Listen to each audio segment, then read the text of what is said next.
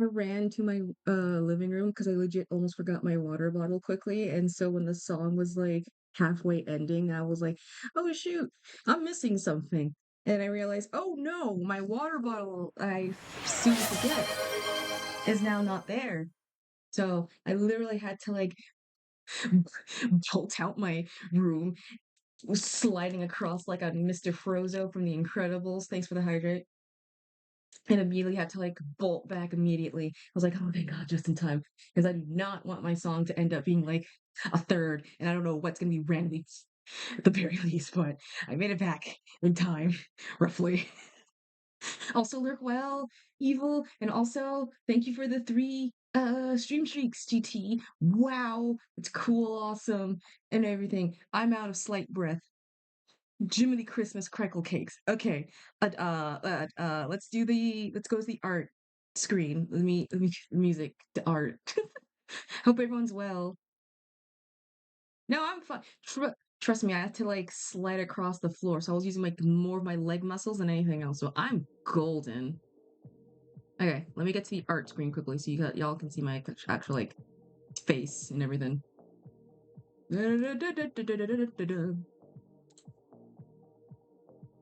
There we go.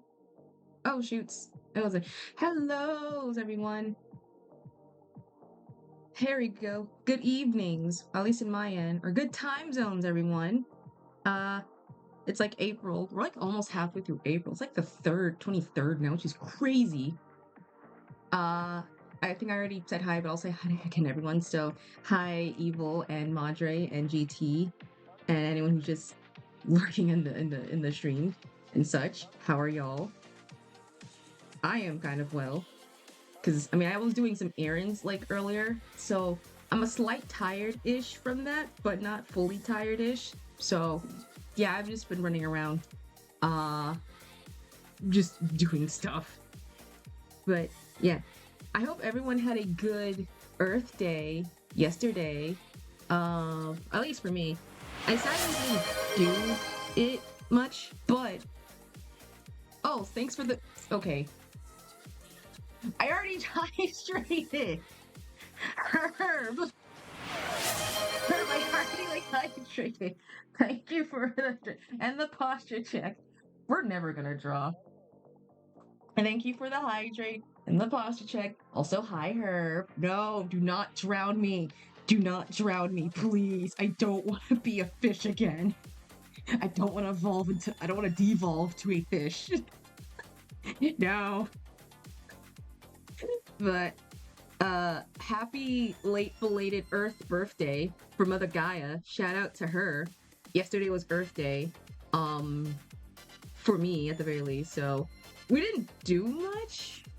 I mean, no, the thing, I don't know if you saw what NASA did. They made a cool, sick little, not AI something base. They used like they had like a program that was essentially like a type in your name and then you'll find it in like all the curves and stuff will spell out your name. And so I was like, there's no way. And so I did it immediately. And it works super, super well. In fact, let me pull it up. I thought I downloaded it, but I guess not. Earth is I know she's kicking it so well. You know what they say, Earth, the older the planet, the sweeter the magma or something. Something. I don't know. I 100% think people do not care much for Mother Gaia. We put her through the goddamn ringer of so much stuff. Let me find that image real quickly so I can like quickly download it. Okay, I found it. I found it. So they have this little thing that basically you can type in your name from NASA itself, from NASA. Actually, it's not gonna let me. I'm gonna screenshot this quickly so I can actually like show it. Since for some reason it's not letting me like download the image, but you can screenshot. You can write your name via whatever you put down, and immediately it'll show um like your name being spelled, which is super cool. So open Picture, picture. Screenshots. And the music. I gotta check on that quickly. There we go. Okay, so found it. And then check it. It's my name spelled within the earth. Like all of my name. You can, if you squint your eyes, like, yeah, it's so cool. There, it's like the THEFI. It's like the capitalized IREY, and then the K, the I, the dot, TSU. This is the N. It's like a weird wonky NE. That's National Go. Yeah, these are all photographs from the actual Earth. And the funny thing is, I remember I went to a Science California museum or something that had something similar to that, where you legit could like type your name and you'll be able to like spell something out. So, which is super cool. It's on the official NASA site. So if you want to like check it out, 100% go to the NASA site. But I love you. People be like not caring much for Mother Earth, but trust me, you have any idea how scary old Earth was? Like before people, she went through the ringer. So much stuff. Like, oh my god. No, you knew about the different wars. The different wars. Oh yeah. Oh yeah. I'm a little bit of a a nerd. Said the science kid carried me, and by that proxy, other PBS kid shows. But yeah, no, there's like, this is me abridging this like fact, but there was a point before it was like stable for people to live. If you went back in time to I don't know how to like describe it, the different time periods. But there's a time period at one point where if you were able to get a time machine and go back to different areas, you will not survive. In fact, you will barely survive for like a nanosecond. There's a part when Earth was like so scorching hot that you would roughly survive for like a minute just because there was no oxygen. The floor was like magma destroying rocks and everything. Like volcanic was everywhere, barely any oxygen to live upon. It was that bad to live. And then you flash forward like a bit, you couldn't survive for like almost a minute because of the ice caps. It was like freezing cold. It was like a giant snow globe, and also no oxygen. And then when you bring it to the dinosaur P, you barely would survive on that because, you know, they're giant monsters. You can't survive with that. So it took like many attempts for her to get her shape and her character. And lo and behold, she became what we now know today. She is still fighting for us, so I would not be surprised if one day she just says screw it and we'll all just be gone. I welcome it.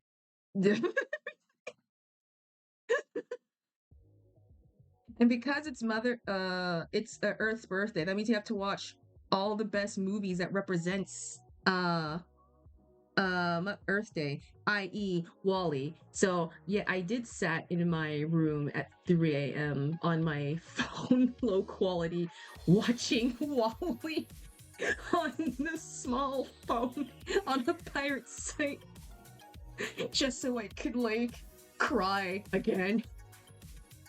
Because it's such a good film. It's such a perfect film. So it was just like, it's you wouldn't get it. You wouldn't get, well, I mean, you probably would get it, but god dang it. It's so good. Like, Wall-E is like the best film in 100% to like teach us about protecting the Earth without you technically teaching us protecting the Earth, because it's disguised as a robot love story. It's a robo love story first and then eco-friendly afterwards. Oh my god. And it made me like think there was so much. Okay, I remember when way back in middle school, um we had like a whole like reduce, reuse, recycle plan situation where we used to take like a bunch of old stuff and make it into new things to function, whatever, whatever, whatever. And so we were able to make a cool project. We were able to make our own solar powered pizza an oven with just a pizza cardboard box. And I'm not kidding, it was the coolest thing we've made, and I'm so happy. It was such a cool thing to create. Remember, there was a time when it was about the asteroid or something on Earth in the future, and oh man, if that's the case, then I welcome it. There is so much. I welcome it. Not yet, actually. I need to finish like watching a few shows, but I welcome it. But we will that appear? I have to honest to God no idea if anything. But we made a pizza oven, or no, we made like a solar power oven with just a pizza box. And so what we did, we got like an old and you can make this at home. This is like a simple thing, barely an inconvenience to make. So grab an old pizza box, make sure you clean out the inside because it's dirty inside with all the crumbs. Lay down, cut the center part, 3 lines, but do not cut it fully all the way, and make sure you leave like a flap. When you open that pizza box, make sure you cover the inside and all the inside with tinfoil. All tinfoil, nothing but tinfoil. Trust me, it helps. Make sure you cover the inside with tinfoil on the base. On the top, also tinfoil. Where the flap is, put a clear wrapping paper, or not wrapping paper, foil, stencil, something. It's like a see-through sheet. I actually don't know the name of it, but those things for cooking. You put it on top where the open hole was at, seal it up, and then you make sure you angle the other flap with the tinfoil. So then you make the yeah, that's the whole point. That's the power, because of the heat of the tinfoil will be able to make its own solar power. And so you can make your own mini pizza bagel, or something small to make. So we got like our own pizza bagels. We got like some had like we had cream cheese and such. We had like other things enabled to make it like delicious. It was kind of fire and I liked it. And then we put it in the thing. We left it outside. We had to wait for an actual proper sunny day, or it was just purely hot. Then we left it outside, and then lunch, we had it for like our mini like lunch snack thing. And I kid you not, it is the coolest thing to make. It is such a cool thing to make, and I highly recommend it. Is it stupid? Yeah, but then again, it's 10 times better than using them gosh darn ovens to make a pizza. Who would want that? Who would want that? You have yourself from the nature, ground, and everything. It was awesome. So yeah, that was the coolest thing. In fact, there was like a ton of shows. Yeah, I mean, to be fair, you have like an open. I mean, it depends on the pizza box size too. Imagine getting like them giant party ones from Costco's or whatever. You can make mini pizza bagels inside of Costco pizza box slices or something. I mean, then again, people can just. I've seen people apparently cook eggs just with the heat and asphalt on the ground, nothing else from Arizona, from what I remember. So it's not possible. It is not far off impossible. That sun has power to cook a lot. Imagine cooking like a whole like breakfast or like a whole like Thanksgiving meal outside with nothing but just like the power of the sun and your own strength. And Jesus.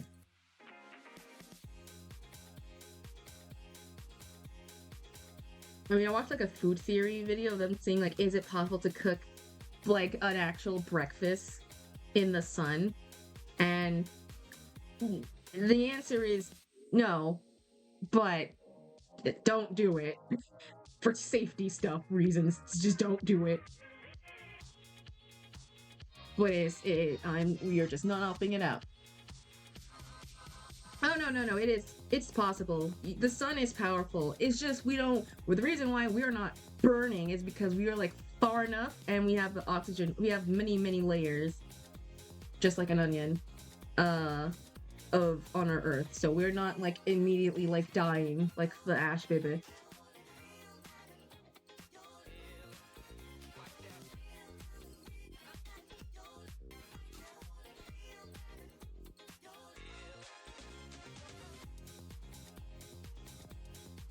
But yeah, we're just drawing some.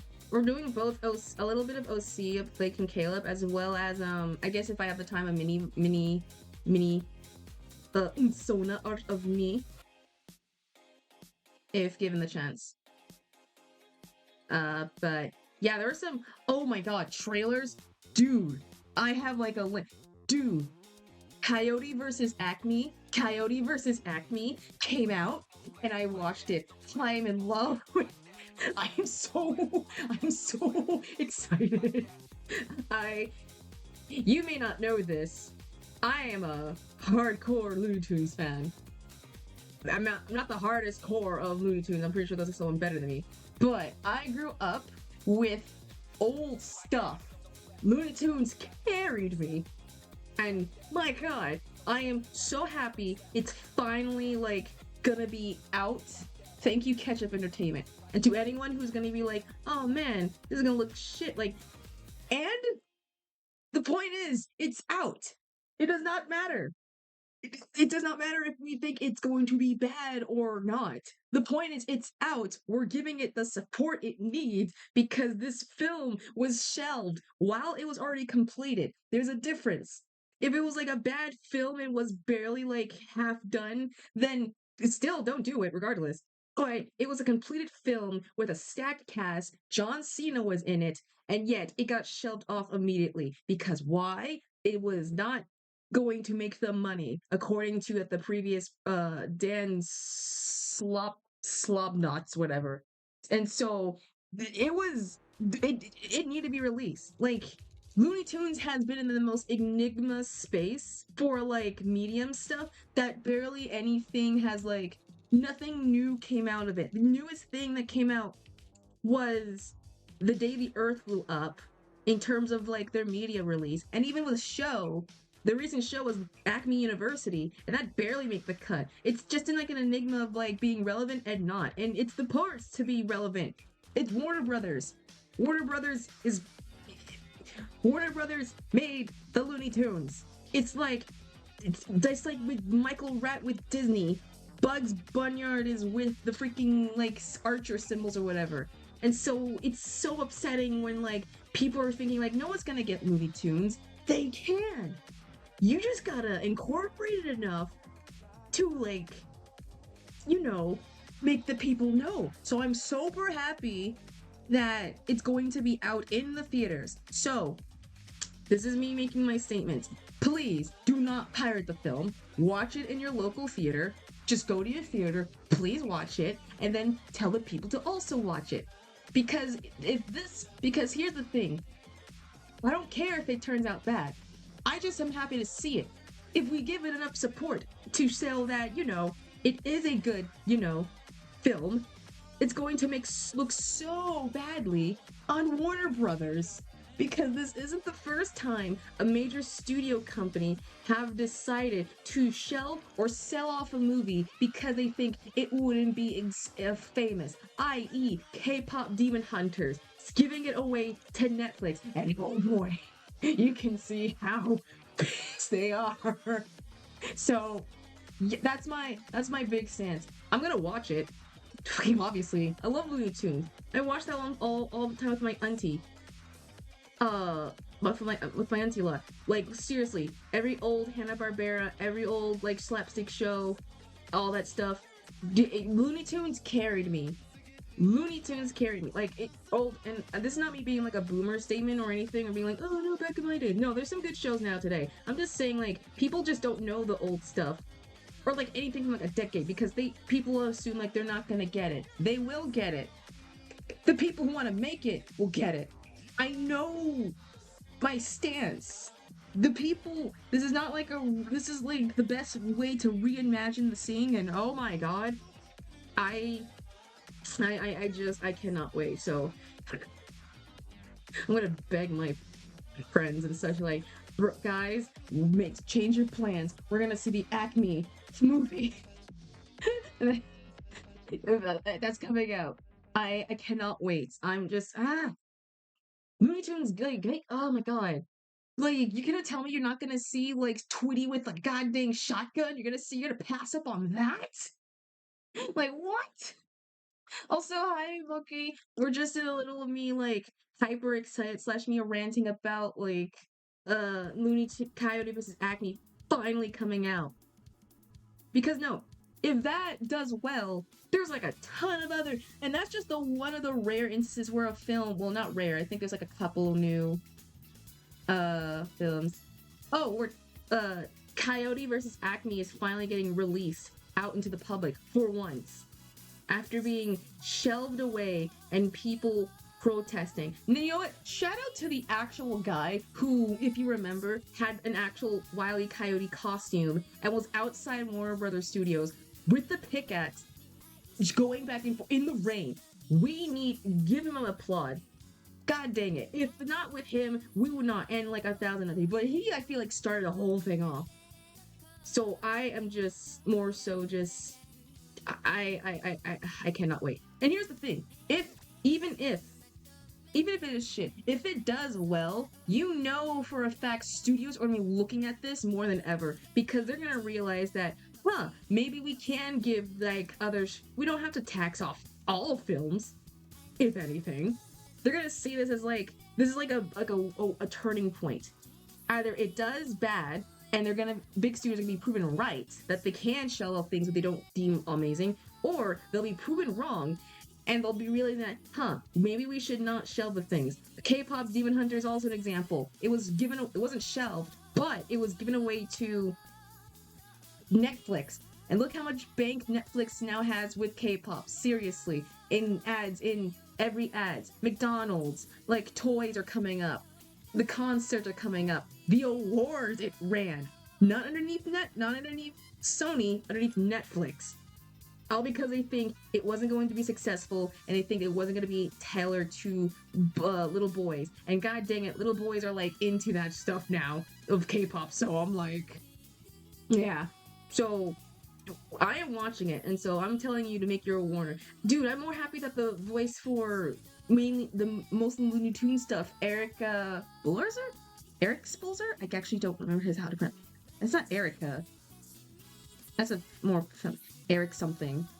I can't remember. Hold on, I have to like. Let me look him up real quickly. He's the main guy who does like a lot of Looney Tune voices, the modern stuff. Oh yeah, Eric Balza, who 2 years ago made a stance on the whole releasing the Acme cut. Now we're here, and now we're here, and so I'm so happy we did it. We did it. Also, you go follow him. He's a really cool, awesome voice actor. I don't know him, but god dang, if he's able to, he's carrying the torch of Mel so well, if anything. I know apparently another trailer happened. Oh, Thursday evening. Oh, I'm fine. I did like a lot of errands today, so I'm just kind of going off of that.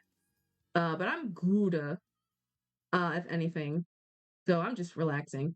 Also, another trailer came out for Clayface. I don't know. Wait, did they release the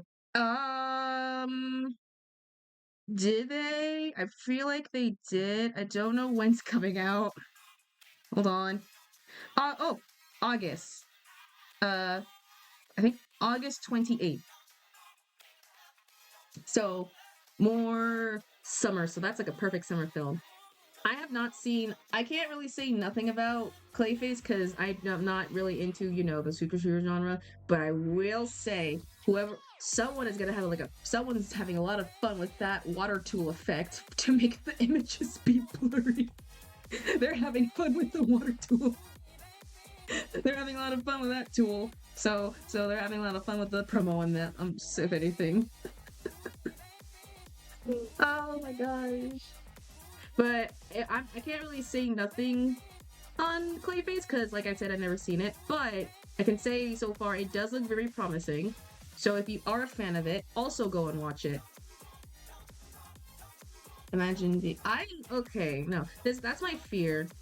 That's my one of my things when I was a kid I used to be afraid of even Clayface and Sandman because I watched I think Spider-Man 2, the one with Andrew Garfield's version. Which version of Spider-Man film had the Clay or Sandman in? I don't remember which version of him. But yeah, because there was a part in the movie where what's his face got stuck in that tunnel wind vine of the sand thing, and so because how it was like edited and like animated, it basically had like him fighting the sand and like a close-up shot of like the sands somehow being part of his bloodstream or nervous system, and then immediately him just like slowly dying or just turning into I don't know what he did, but he just like slowly devolved into sand. And so my big thought is like if I ever somehow have like sand immediately like in my bloodstream and like be transforming, I think I would cry. I don't want to become like an object because like what happened to you like your limbs and everything like does your heart become sand? Does your like liver like what about like what are you just now fully a sand person or some creature? Because so all of my like my body's functions or whatever will just become non-existent. Like that's like a scary thought to like think about. And the thing is, I don't know. It always like terrified me a bit to like your body becoming one material. I mean, unless you're able to like, and I'm not talking about like you can like channel it like like some sort of like elemental, like the torch or the human torch or whatever, or something like that. But like, it is like a big fear factor for me. If anything, but still, that's kind of cool. I'm a little excited. Won't watch it, but if you like the Clayman, go forth, I guess. And also, speaking of another teaser, I know this I think was like late, but I forgot to mention it. But they released the teaser trailer for Spaceballs. In the most Mel Brooke way possible, and I'm so excited. I am a huge Spaceball fan. I am a Spaceball nerd. I didn't grow up on it, but I had like well, I think I probably guessed I did grew up on it in middle school. But Spaceballs is like my favorite spoof film. Oh, Spaceballs. I mentioned it before. Yeah. The the the teaser dropped. And if you don't know what Spaceballs is, to make a short story long or a long story short, it's basically a parody off of Star Wars and Star Trek and any other space related things. And the thing is, it's a big collaboration between Mel Brooks and Lucas, the one who did made all the Star Wars stuff. Yeah, whenever there's a parody of a film that's basically kind of the film, but it's not really directly, they're called spoofs. So it was like one of the bigger spoof films.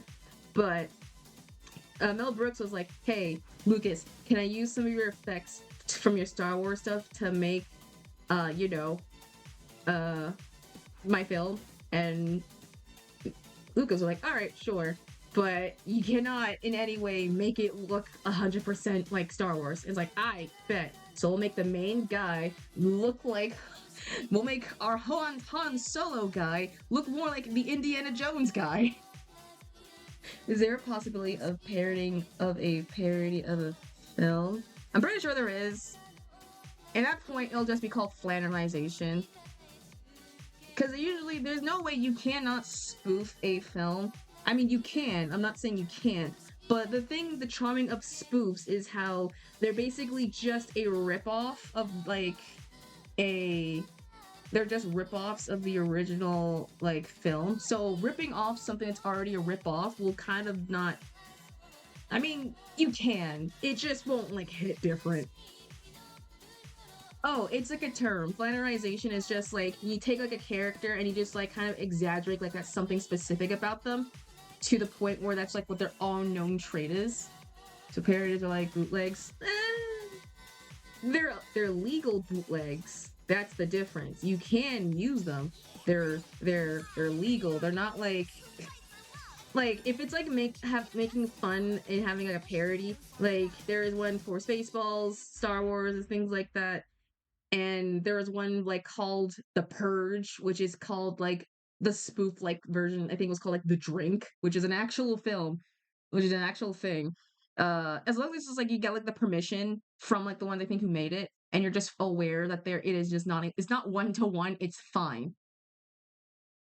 But however, if you're just taking like every exact element and just making it like an exact copy, but you just change like one or two things, then you have some problem. That's the equivalent of like taking everything of like Hamilton or like Epic the Musical, and then you just like swap it to make it all Christianized or whatever inside of some sort of like other thing.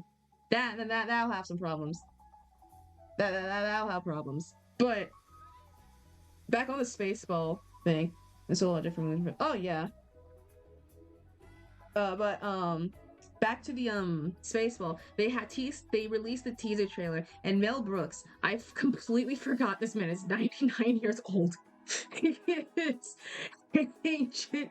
Really, he's 99, and I'm like holy cannoli, he's still kicking it. I mean, it makes sense, but my God. Oh yeah, he's old. He's old.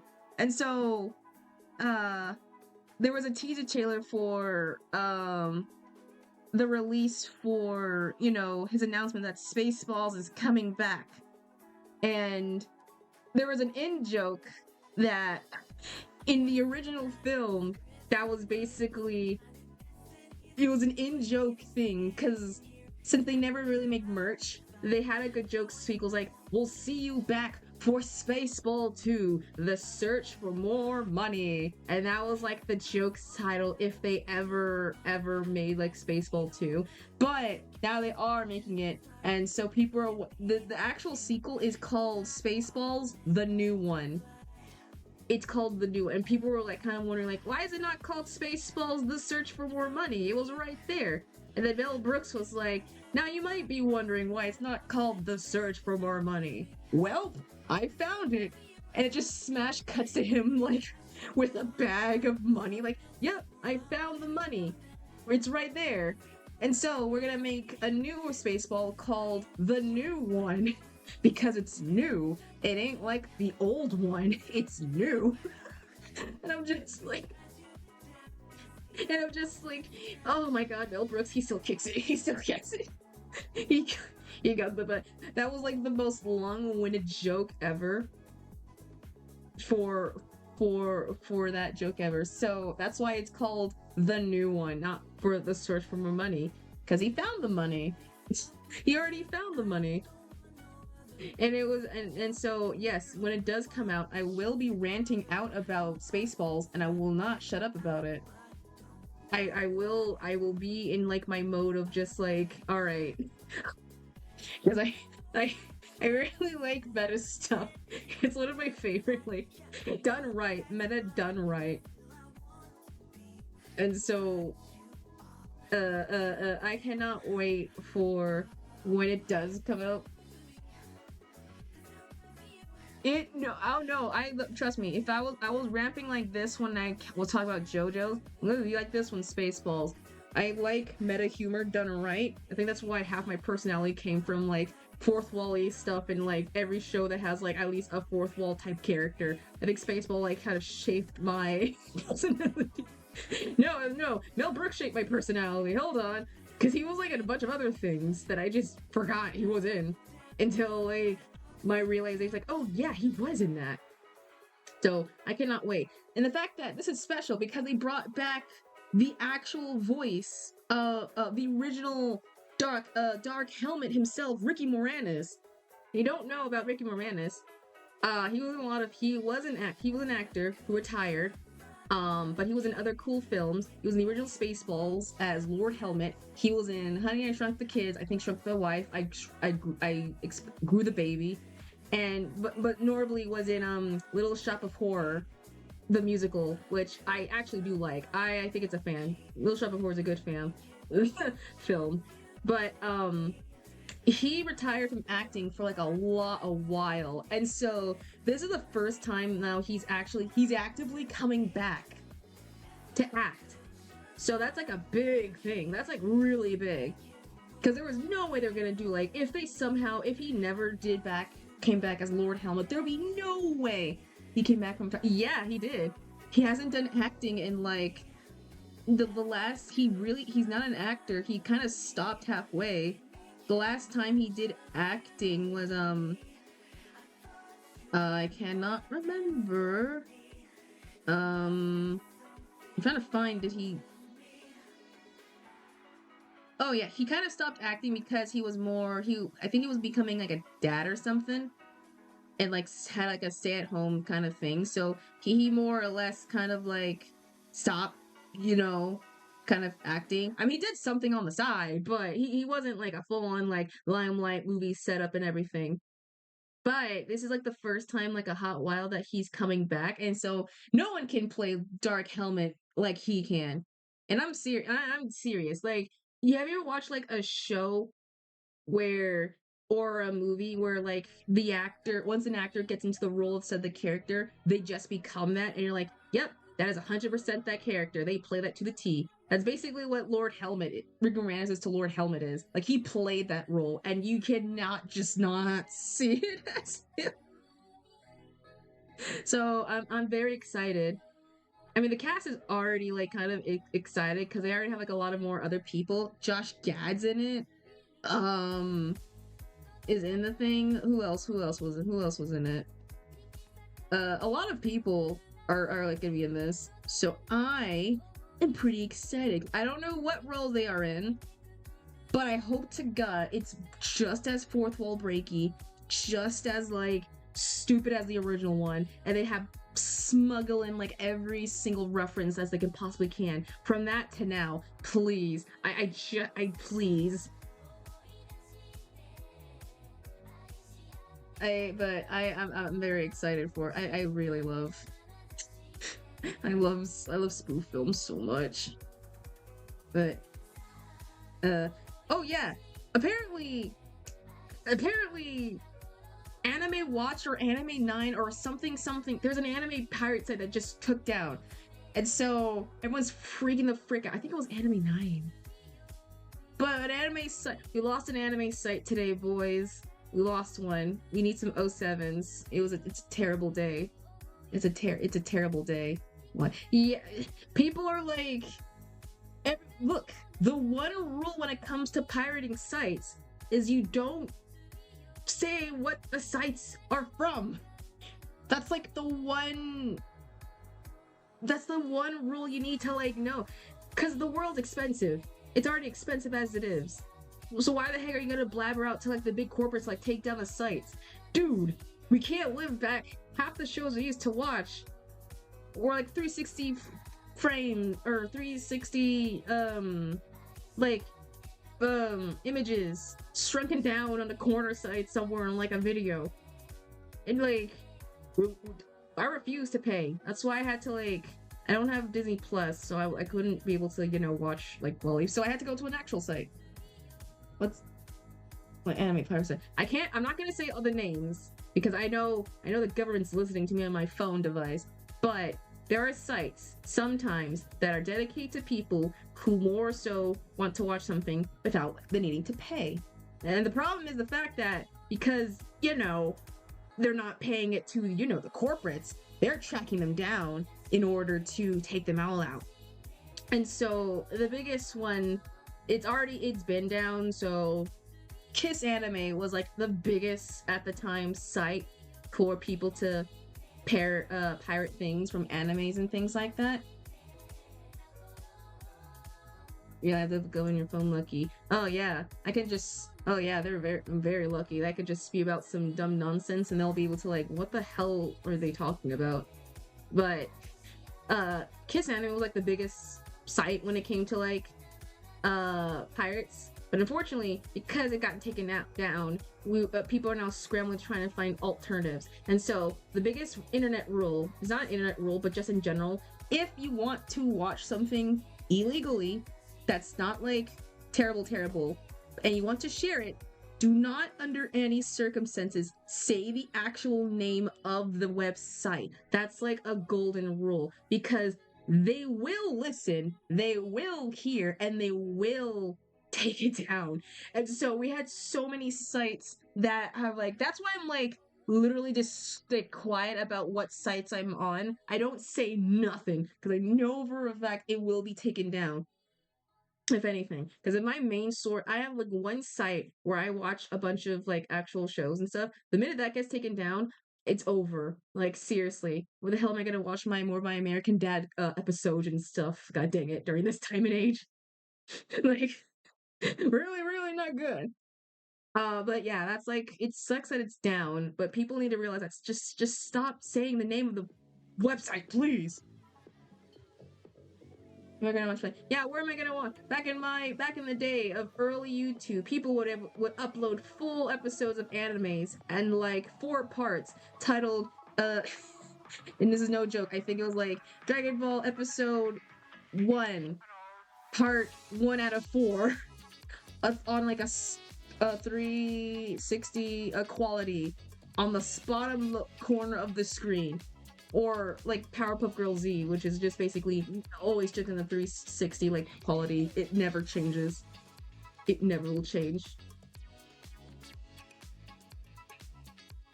Or the, oh yeah, the 144 quality, that crunch. But yeah, hopefully people know to not, do the thing and just constantly like blab about it, but it still sucks. We're losing sites. It's not good for us, because you know that the government's trying to eat so much of our bloody money and stuff. So we're just like, what's the point? What's the point? Like, we're not, no.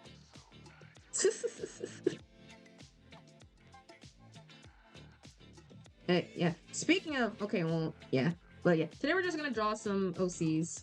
Hopefully, at least Lake and Caleb I want to try and at least incorporate like them as like a cartoon screenshot. So I'm testing something again with it.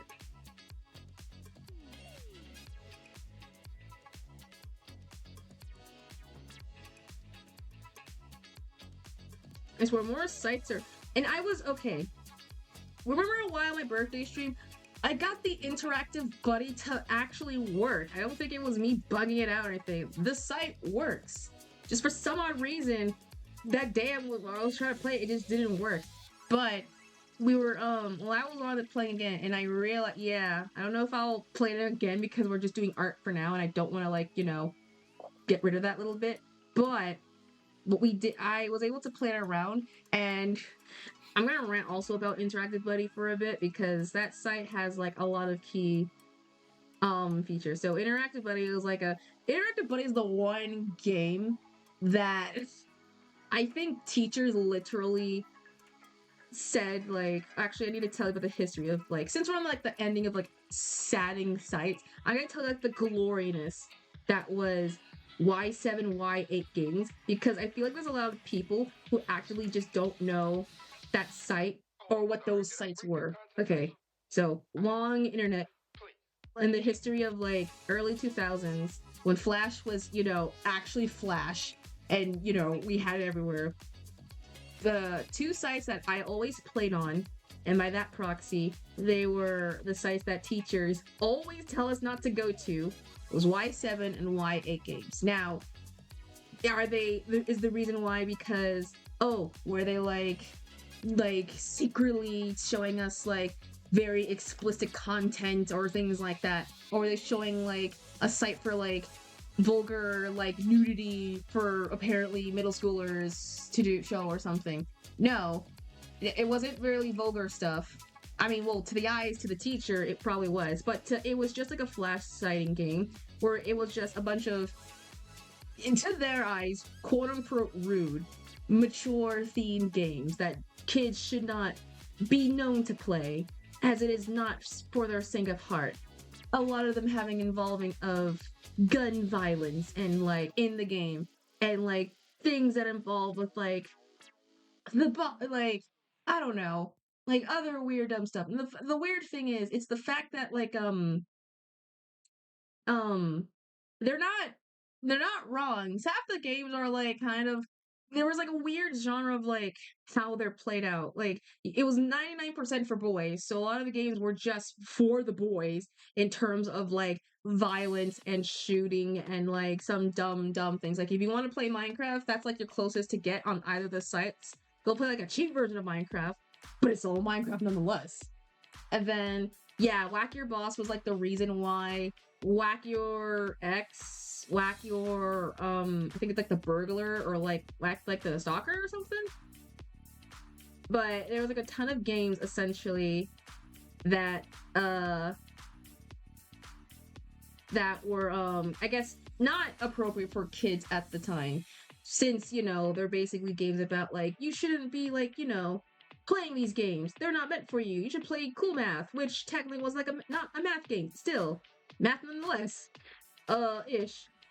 And we played a bunch of like kind of like fun dumb games. There was a game where you're a bartender where you just make drinks. That's it. You just make drinks and you just have to like rhythmically just like you're just doing science with alcohol in the game and you just mix like a bunch of like drinks and stuff and you're like that could be better but you should add this. So a lot of kids learned about, you know, how to mixology early on. There was a game that was basically you as a ghost who essentially is in a house and your job is to just, you know, make sure to get rid of the people out your house and scare them. There was a game that was also about, I mean, a lot of girl games were just like dress up darling games. That's where like the gross stuff is at. Like trust me, a lot of girls were on Y8, Y3 games because girl gaming websites were already like fetishy and like a predatorial space and range because oh my god, ugh, ugh. Like, why do I need a game that's specifically tailored to giving freaking Elsa a bath and the details and like the feet pores? I don't need that. I don't want that. Or the games that are like just kissing the boy without you wanting like the teacher to see like uh-ohs. You know that when you pour a little water on soda and think lower down sweetness. I didn't know that. Probably because I don't drink soda. But I didn't know that. But it was like so many like bad like those that's why I never trust any games that are like the girls site game girls. Like none of the girls in my class did. We all went to Y8. There were a few games, however, that were for girls, but were like the best girl games ever. Like the big example was I don't know the name in Japanese because it was Japanese, but it was like a high school game where you are a high schooler and you're basically trying to get as many boys to fall in love with you. Now, the thing that makes it different from other games is the fact that to get the boy's heart, you have to shoot them with your laser love eyes and they become madly in love with you. And you have to get other girls to not make them fall in love with you, with your man or your men. And your main goal is just to get as many guys to fall in love with you as you can before the end of the school day. I know, it sounds dumb. It sounds stupid, but it's such a funny game. Like, it makes sense as to why kind of problematic for why legit girls were kind of like, yes, this is what girls think but love is. Just stare. Imagine that's how you get love, like IRL. You just walk up to like a random, or you just see a random dude, and you're just like, oh man, he's dreamy, and you just don't even say like, hi, how are you, or just like, oh, what's going? You just shoot them with like your laser love eyes, and you're just like, I'm madly in love with you, and you just get like a whole harem of of boys. And the thing is, they have like different levels of it. So you have the basic floor level, and then you have like the higher you go, the more boys are there, and the more handsome and pretty the boy is, the more girls are going to be surrounding it. So you have to like manage getting all of the boys while at the same time not losing them because they will be snagged away, and the teacher will find a way to snag your love thing. And that game had like so many versions of it. There's one with them at like a beach, one of them at like the cool of like uh the Japanese festivals and things like that. Well, there was one where they were like, I don't know, like it was like I don't know, New York. I actually don't know, but that game has like so many like. I love that game too so much to death. It's stupid, and young Neil's like, "That's how I'm gonna get a boy. I'm gonna just like." You're like, yeah. I just don't know the name of it. That's like the only reason why I can't be like, oh, it's called so and so. Cause yeah, I just don't know the name of it, but it was like a very popular game. But it was very popular at the time. The only problem was the fact that I guess kind of made the send the wrong message to the girlies on how to fall in love and become slightly hostile. A slight, but then again, we're all dumb middle schoolers who did not know nothing about love, and so Side note, trip. Madre, I hope don't trip. Please feel better. That's like, I mean, we were middle schoolers. This was during early, 5th grade. 5th grade, or it was like early. I was in early charter school. We had like computer stuff. We were all like, it was in that weird awkward period for like, should I get a boyfriend or not, or a girlfriend or not, vice versa. I said no, no, I said I hope you're okay. Like, but when I read the message, when I read your message, you said you should. I was like, oh no, I hope you're alright. Not that you tripped a slide, but that was the one. Those were the games I think, and I guess that's the history. Y8 is still up, I think. Sadly, I do not know if Y3 is there. And because they were both severely heavy into like Flash games, I'm talking about every games was Flash games. There are just now not really many of them, and it's just really hard to come back. And so I was able to find Interactive Buddy because I think I had to like refresh that site. I think that was just like a my fault department, I guess. But I was able to find it, and I was able to try and like um play it a bit, and I I I played it like the game, and no joke, I sat to myself like, was this game really that graphic? Like I do not remember. Game was not as like graphic as what the teachers depicted. If anything, that game was at best like a simple like it's like abuse simulator or something. I don't know. I don't know. It was such a weird like it was such a weird game.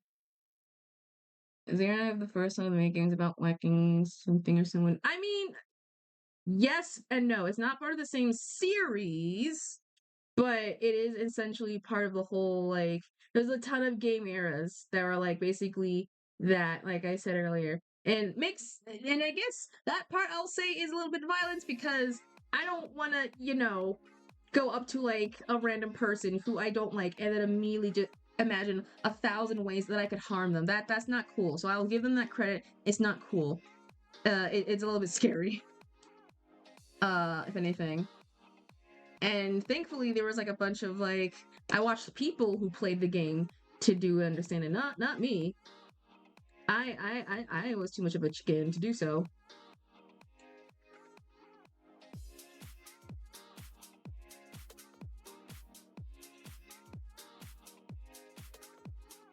But yeah.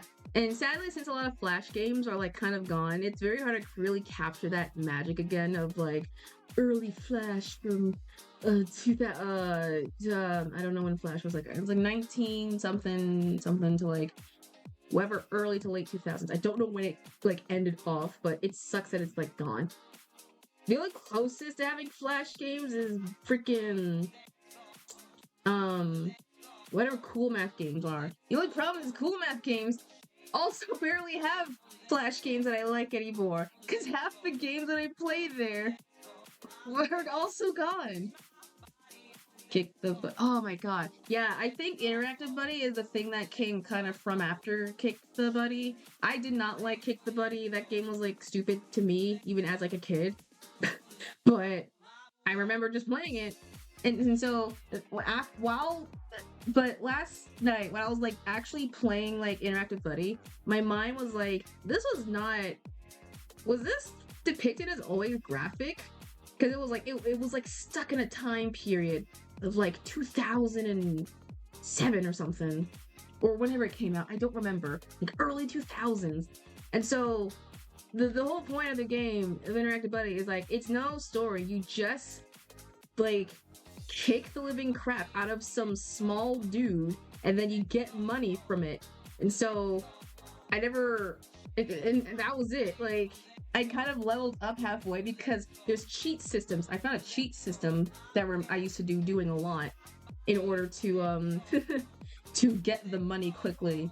I save up enough. I get immediately like the fire, the close range like hose, and then I just spritz on the guy just for like a good 5 minutes to make like immediate money, and that's how I beat the game. And that's it. There's no rhyme or reason, but it's like very. I remember just playing the game, and well, as a kid, I was like, "Man, this game is awesome. I shouldn't let the teacher see this." And now I'm an adult. I'm like, okay, so this is like kind of stupid, and like that was it. That was the whole thing, I guess. All right, wasn't much, but okay. Yeah, it was still a fun game, Down Trip Memory Lane or something like that. I gotta find like the other girl games I used to play the crap out of.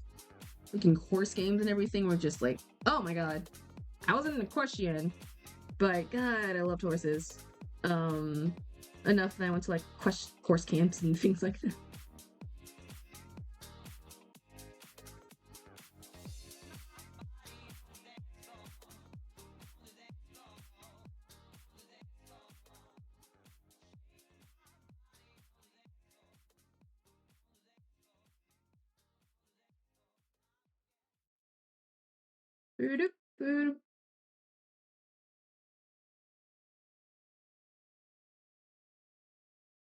Horse games. Oh yeah. Oh my god. Okay. So I guess we're horse games. So fun fact, there was like a ton of so when MLP was like really big, people obviously made like a ton of, horse games based off of MLP. I don't like it. I played them and I just never liked it because they were always like the thing is like that's what like almost like 90% like almost some girl games. The problem is the fact that with girl games, they were obviously signs like this is someone's like they get off on this stuff. Like whatever content. You have like your surface levels. You have your dress up games, things like that. That's like the most surface levels, like girl stuff ever. So you have dress up games where you dress up Belle for the ball or school, or dress up your high school outfit for the summer or whatever, things like that. And then that was it. Like dress up games and makeup games and like style your character things like that. That was like their basic games. And then you go a slight underneath. What do you mean by that, kid? I mean what I mean.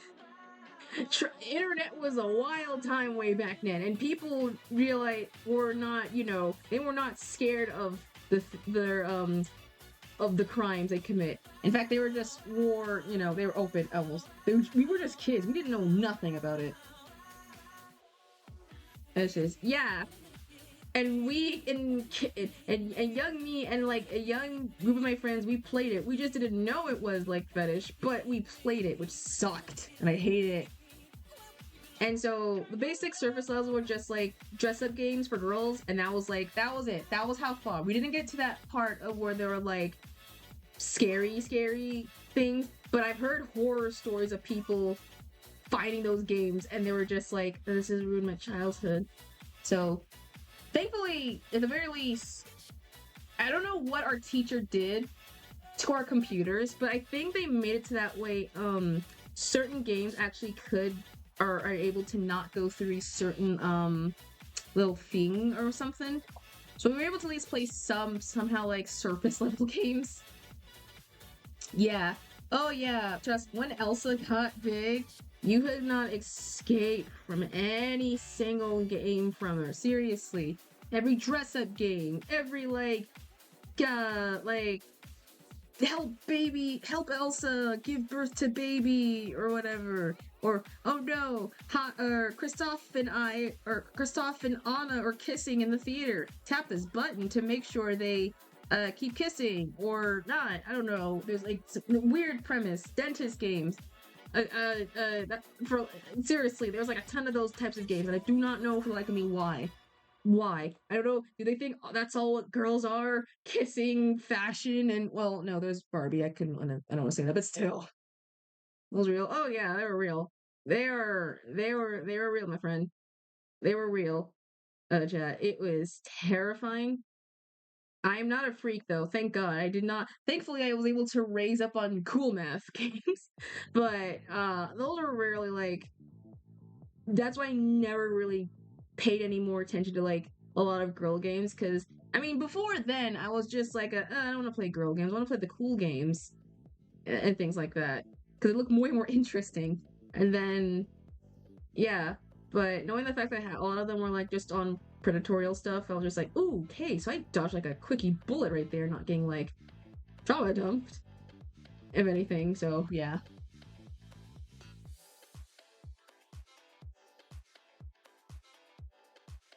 But yeah, a lot of the sadly, well, and because of the ending of Flash, so a lot of those games are probably just gone. At least the really bad ones. Some of them are probably still like around to this day. So I don't, you know, who knows? New OC.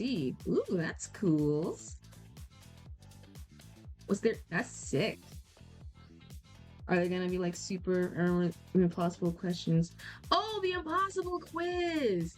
I never think I played that game actually. I've seen it. I don't think I've actually played it. I only remember watching Dan and Phil play it. And then well, I think a lot of big YouTubers, so like them, PewDiePie, Jacksepticeye. I know I watched specifically there's a channel called uh watch girls play and they did like a quiz based off of that. And so I was just like, that's my knowledge. I just never played it. I just legit assumed because it was a quiz and I was not smart enough. I just never bothered to play it. And that's my sole reason. But knowing it's just basically just internet meme references and stuff. I know how it ends though, but I have to say I am so 100% right when it comes to the save bit because that is literally me in a shell nut. There's a part towards the end where you have to like save a bunch of the you have to use your skips towards the end, and at the very least it'll like complete the game. I'm the type of person who never uses skips nor hints at all. I refuse. I refuse to ever use them because I know for a fact that I'm just like, no, we can hold off. Just wait a bit. Trust me. And I was proven right. I never used them, but still, like you never know when they're useful in the game. Working on OCU will call it that escape from that. Oh, a character who escaped from the comic. Ooh, that seems pretty epic.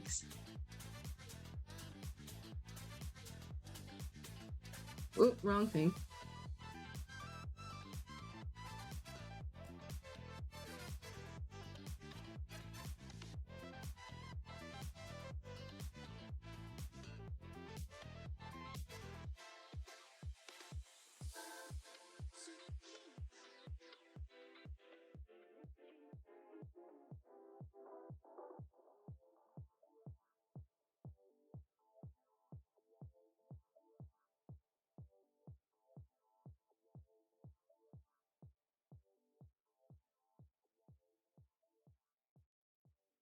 There we go.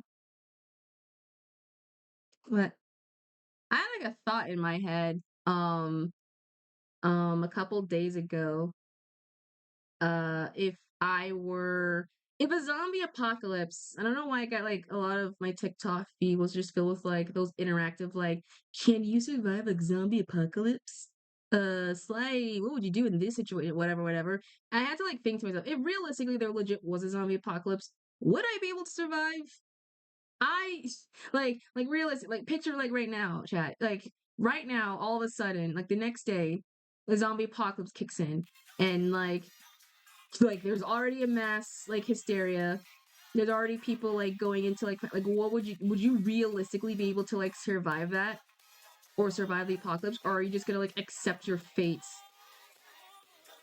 and just like dwindle? I don't think I don't think I might be able to survive it at the very least, because that's a me thing.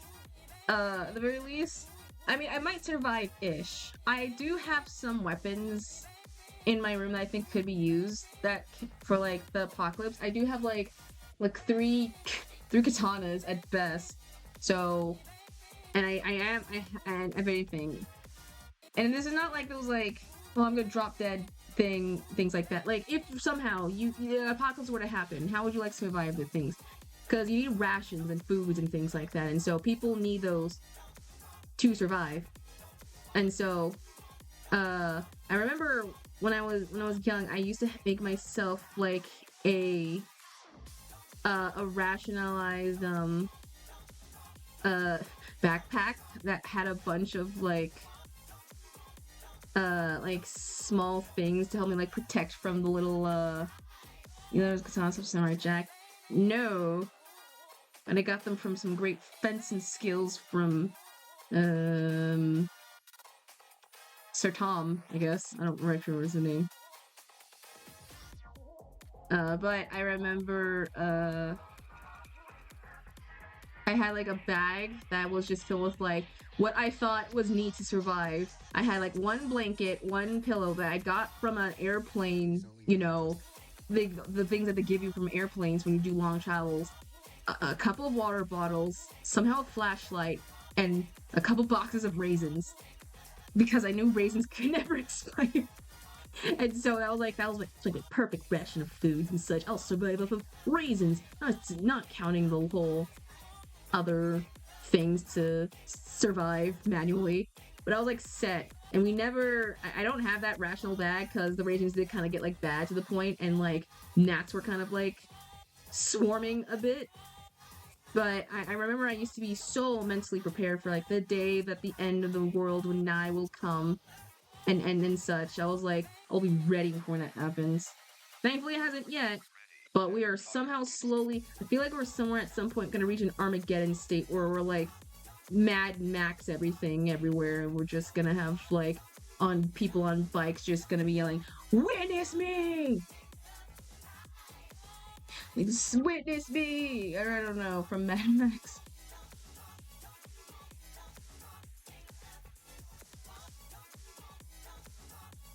Aren't having those interactive rules where you gotta face somehow that you're using profiles of floating or an ally. Okay, well my profile is just my OC/Sona. And so anything, I might be fine or I might be dead considering that they're just based off of me.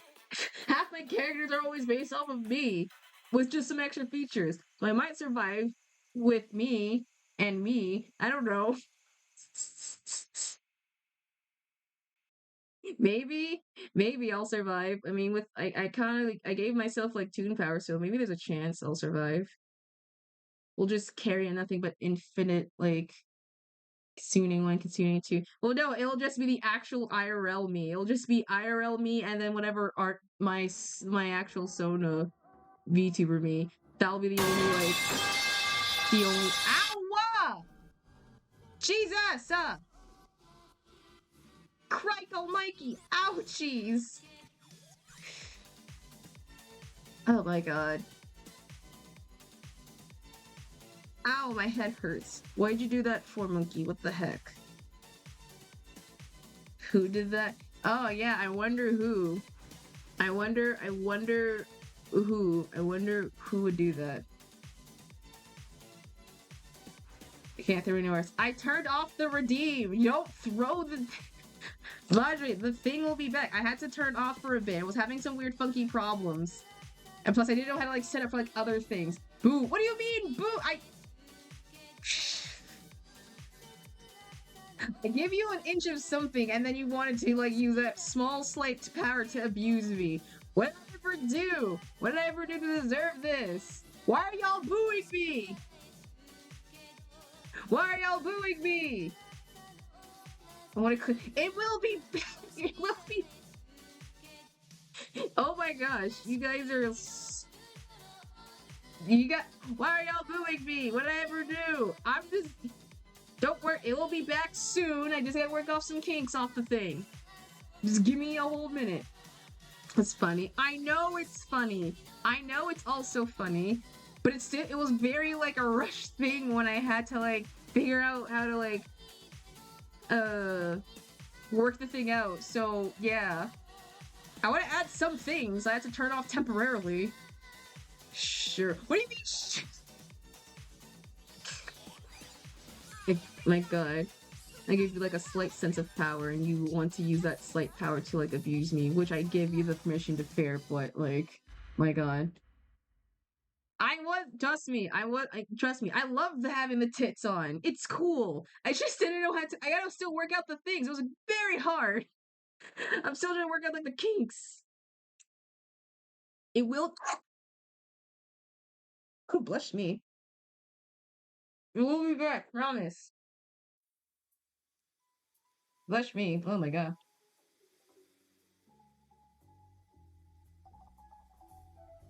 Uh, oh, look.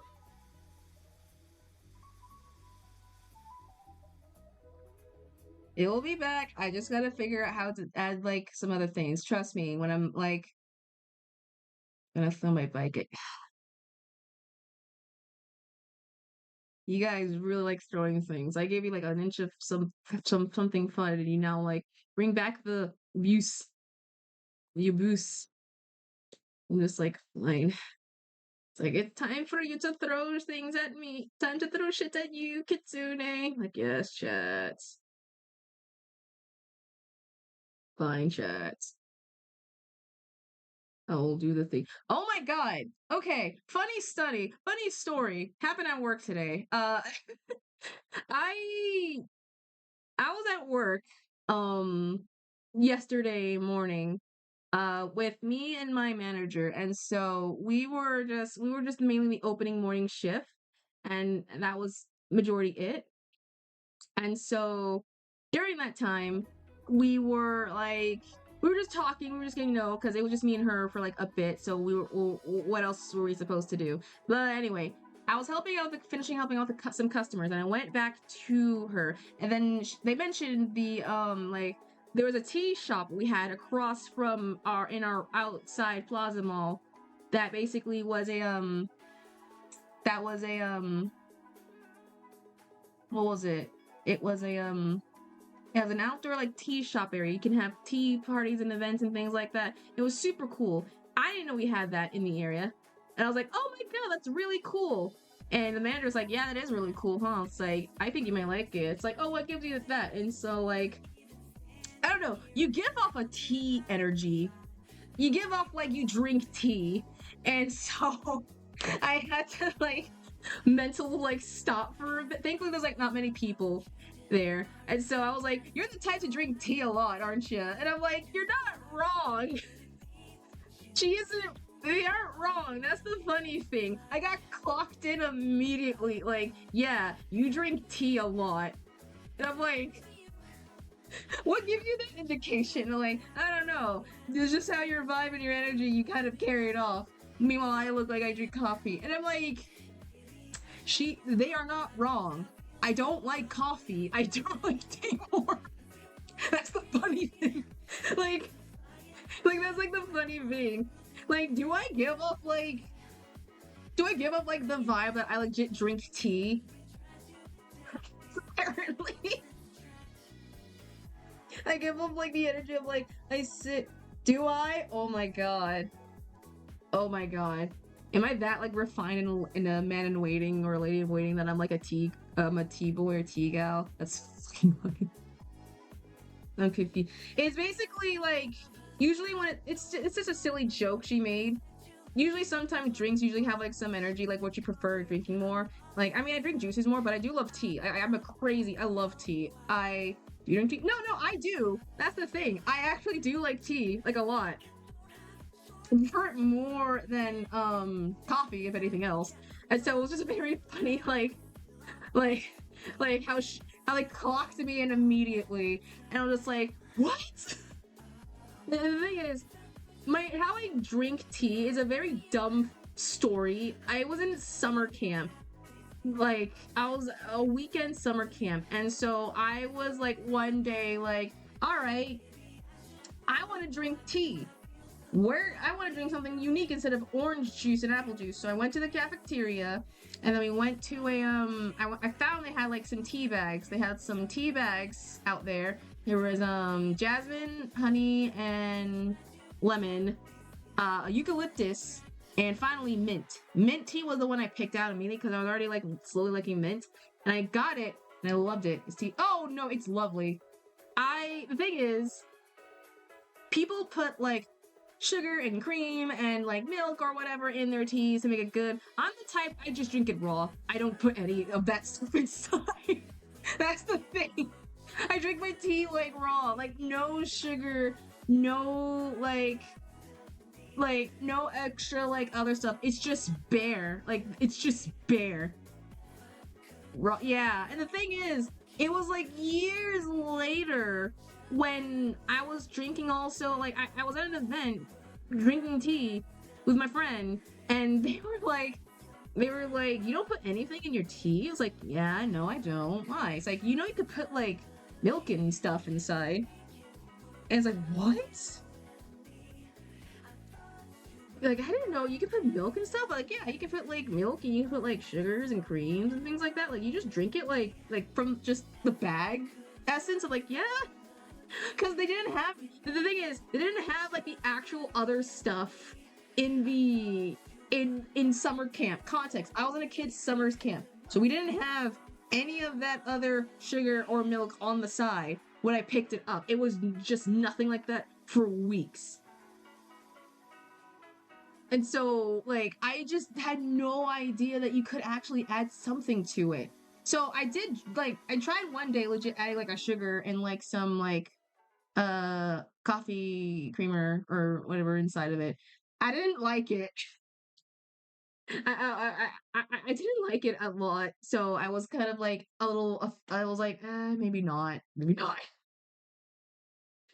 It, it was just a weird like thing to add like other stuff. So to this day, I just kind of drink like the tea like just hot water, whatever tea bag inside the water, and then just, you know, stuck it in and just all that stuff.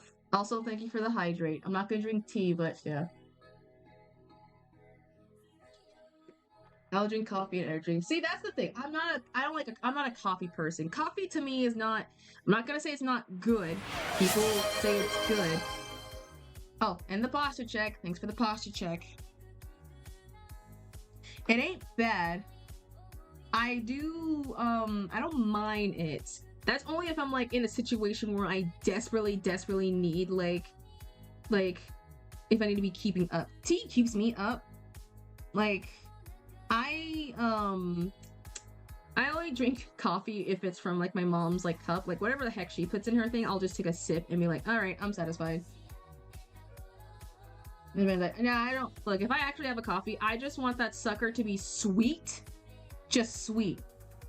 And you mix sodas? I never mix sodas. I mean, I probably did. I just never drank it.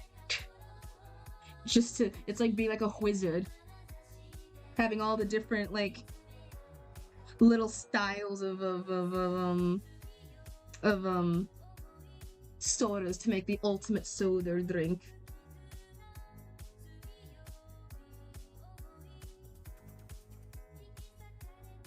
But I do remember, if I were to have coffee, my mom had given me like little, like, whenever I get her coffee, there's a way she will always say how she wants it. Since, she says like, I think it was like a couple of like a couple sugar, like 4 or 5 packs of sugar and like 10 creams. I don't know why. It was something specific.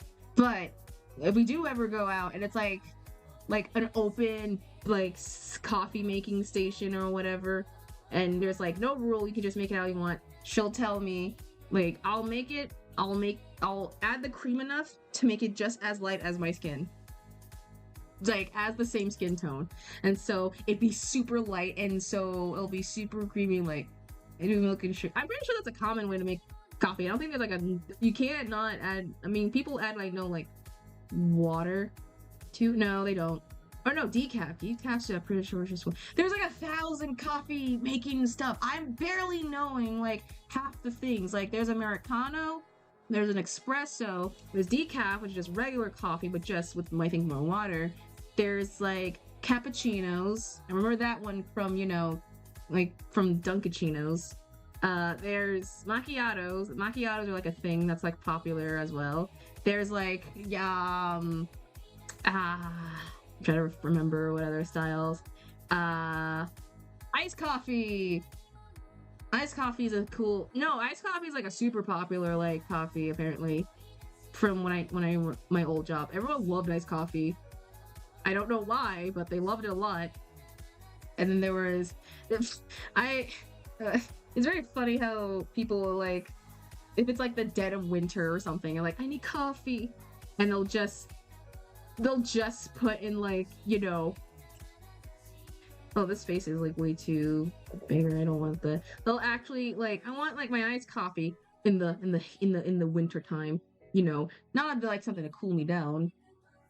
And I'm just like, okay, that's like very funny, but also what? What else?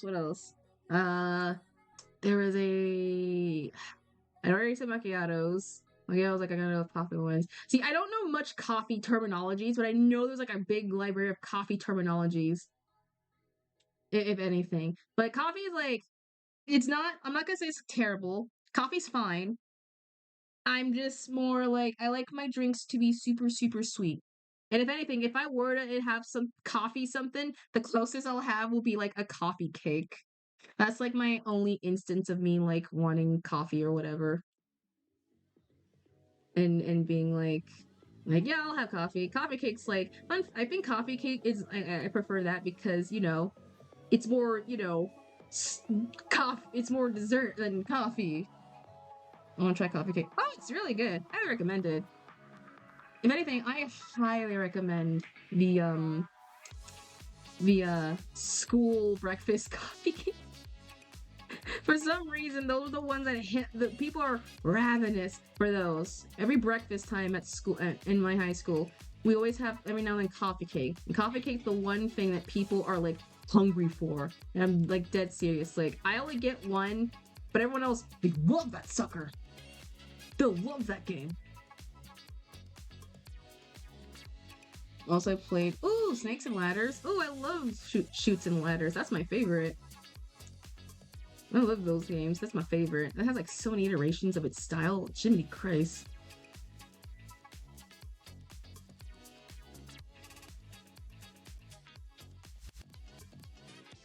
Almost won. Dang.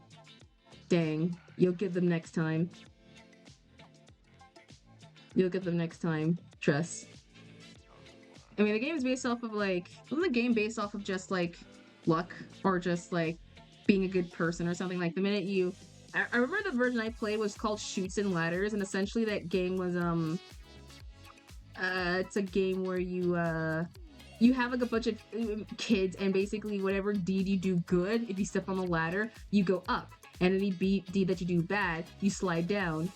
So it was called Shoots and Ladders, not Snakes and Ladders, for at least for my demographic.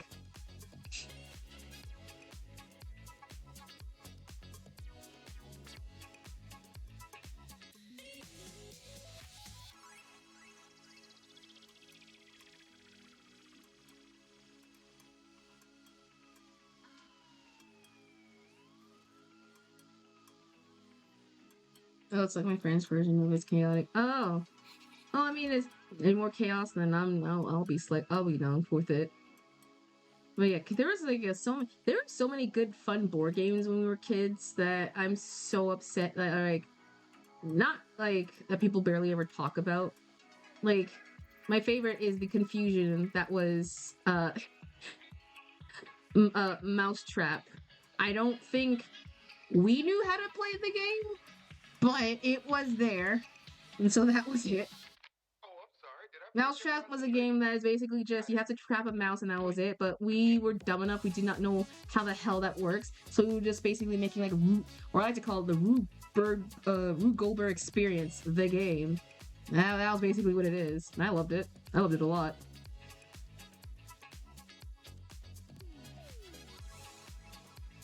But I think my most famous game, not famous game, the game I loved playing the most was Mancala. I love Mancala so much. It's like a two people game where you have two sides and you have like beads that goes on from up and down each side. And so your goal is essentially to try and collect all the beads and collect them to your end. And whoever has the most beads wins. I used to play that like game, no joke, so many times. I like play that more often by myself than with an actual I wasn't good, but in my range in my old boys and girls club, I was like the de facto champion of Mancala. People are like, damn, how is Kit like good at this game? Like, I just sit in a room by myself, or no, I just sit at a table. I grab them in Mancala and I just play that game by myself. Like that one scene in with the guy playing checkers by himself. I was basically that guy, and it's such a fun game and such. Like, it's so fun. I mean, with another person, obviously, but it's the most like brain level. Like, it's the equivalent of playing like you ever like Yu-Gi-Oh. If you play Yu-Gi-Oh, that's what it is. That's essentially what it is. Or if you see the anime, that is essentially what it is. In a shell nut.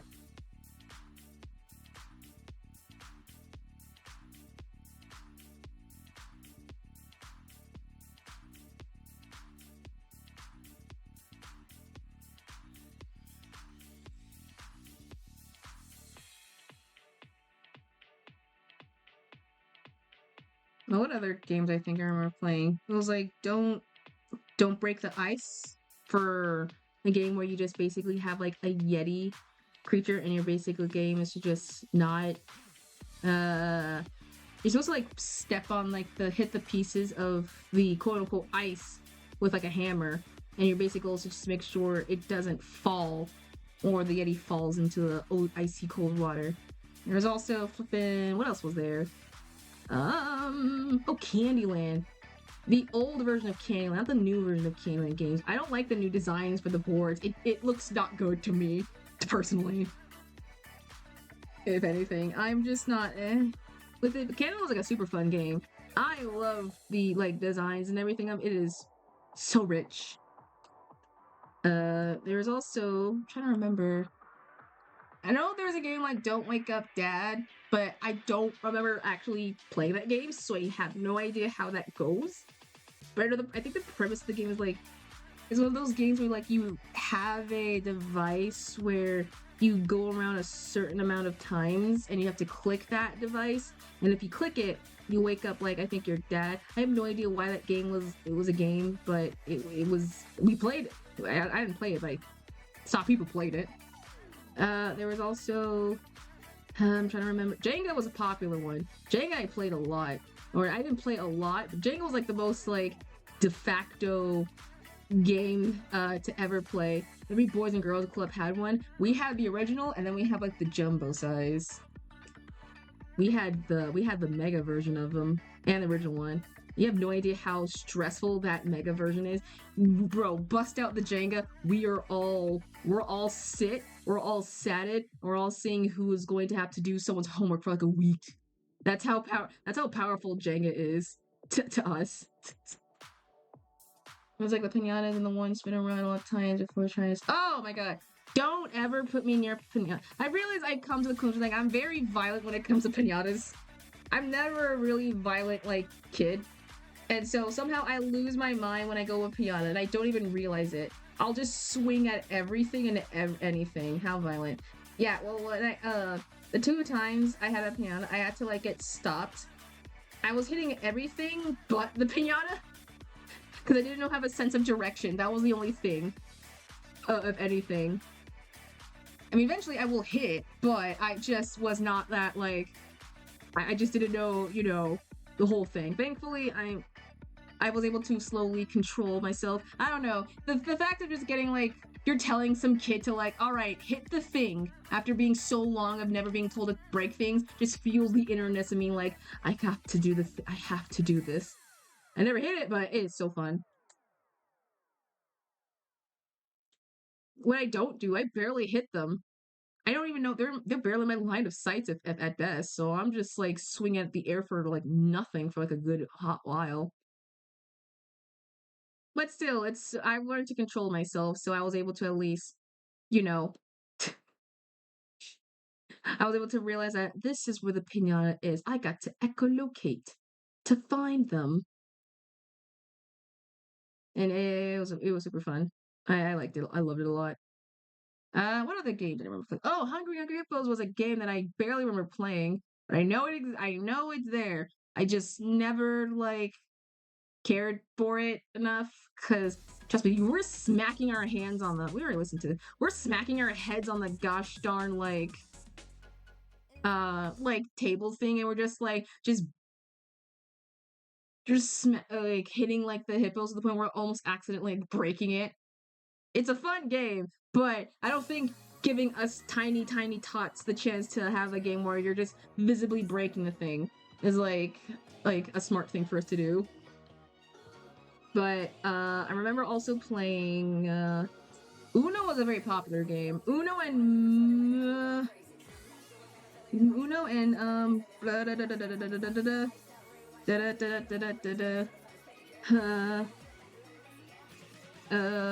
what else? Monopoly. Yes. I remember playing Monopoly and Uno are the two games that I will say is the most break friendship ender ever, and I'm not even kidding. I never play Monopoly because it's a money-based game and I am not smart with my monies. Oh, hello. Who the frick? Who's texting me? Okay. 160% of it. I never win. That's the thing. Uno's a money-based game, and you have to become the most vicious landlord to ever play that game. Here's how it works. I remember when I was a kid, I was like when I was in the Boys and Girls Club, I was with other teens, and these other teens were like, hey, you want to play Monopoly? And so they were like, sure, all right. Kinda. Oh, it can be a money type game. No. Here's the thing. You can't involve money in Uno when you're with like some party folks. Trust me. Have you ever been to like some summer party event and like you sit, and I'm not joking, you can turn any game to like be money-based gambling. Like, I've seen so many freaking family party events where someone brought like Unos and like, all right, let's just stack in some ones, let's stack in some coins and such. The problem with Uno is the fact that you have rules. There's rules to the game of Uno, and I'm not kidding. Or how you play it specifically. Here's how we play it, and I mean this. Like, when you get the card, you either stack or you don't stack. Do you keep drawing or do you just draw one and skip a turn? That's what I'm telling you about. There's like 1,000 rules when it comes to Uno, and people do not know for the like of them what the heck do they count as a rule or not. And it's very like a debate for generations to come. Thankfully, how we play, or at least how I played it, was we do a freaking we draw until is it just free for all? No, there's rules. No, there's rules. It's just how you play the game that's like depicted. Because sometimes when Uno comes, you either there's like certain rules you play. Like I play it how we draw until we get the color or the number or like a random special card or whatever. And then we just place it down. However, others just draw once and then you skip a turn. And then you go around the next person. Stacking is a different category because sometimes people will stack, other times they don't. So it's a very, very like interesting like debacle on how one plays the thing and things like that. That's why I'm kind of like it heavy depends on like how you play the game. People will spend hours just figuring out like how to set the rules up first and then before actually playing it. It's very funny. But that's how normally I'll play it. One time my friends met who and let's do a dance beside the street as punishment. Also like record. Oh my god. Yeah, we know we were not that like scary. We were just like dumb people who were like just screaming. It was like the one game that can turn people to be an Angie. Monopoly is a game that will make everyone in their life become scary landlords and just be like massive manipulators at heart. I swear, I saw teenagers play the game when I was in like an older club group, and me not wanting to play because I just came in late and I was doing some drawing off the side.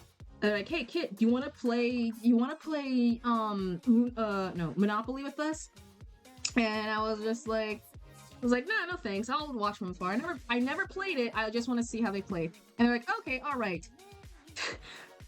5, not even a minute in, I'm not even joking, they were yelling at each other, they were being aggressive AF, and they were just like, no, you cannot put your house on the market area. I need to clear that area for my area. I need that house to be there so I can get like the rest of the board. Like, no, you have to bet me. I want 50 and the property blue and your orange. I'm like, bullshit, you don't need the orange. I'll give you your yellow. I was like, no, orange or nothing. I was like, okay, what if I double it? And you're just seeing like people at work trying to figure out like what the hell they're doing, like back and forth. And you're just like, oh dear God, this is terrifying.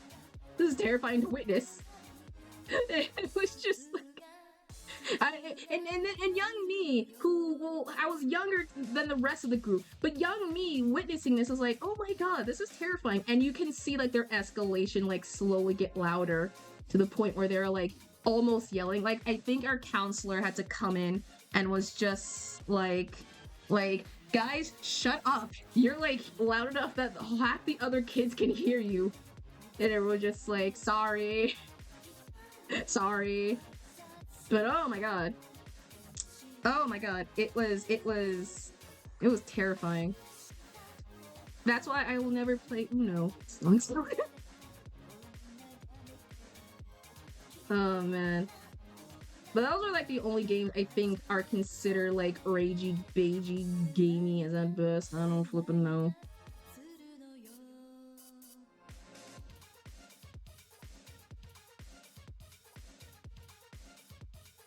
But other than that, games are meant to be fun. Board games are meant to be fun. And I'm enraged content when it comes from. Yeah, that's why I never trust me. I feel like, I mean, if anything, Monopoly teaches people how to be better with money. So that's just they're better with money than I ever could be at the best. So I'm just like, okay. What the heck should Caleb wear as a god darn bottom? Oh yeah, he needs pockets. He ain't that dripped out. He's a little white little robo boy. Doesn't need all that much drip on him. He's still a little shy.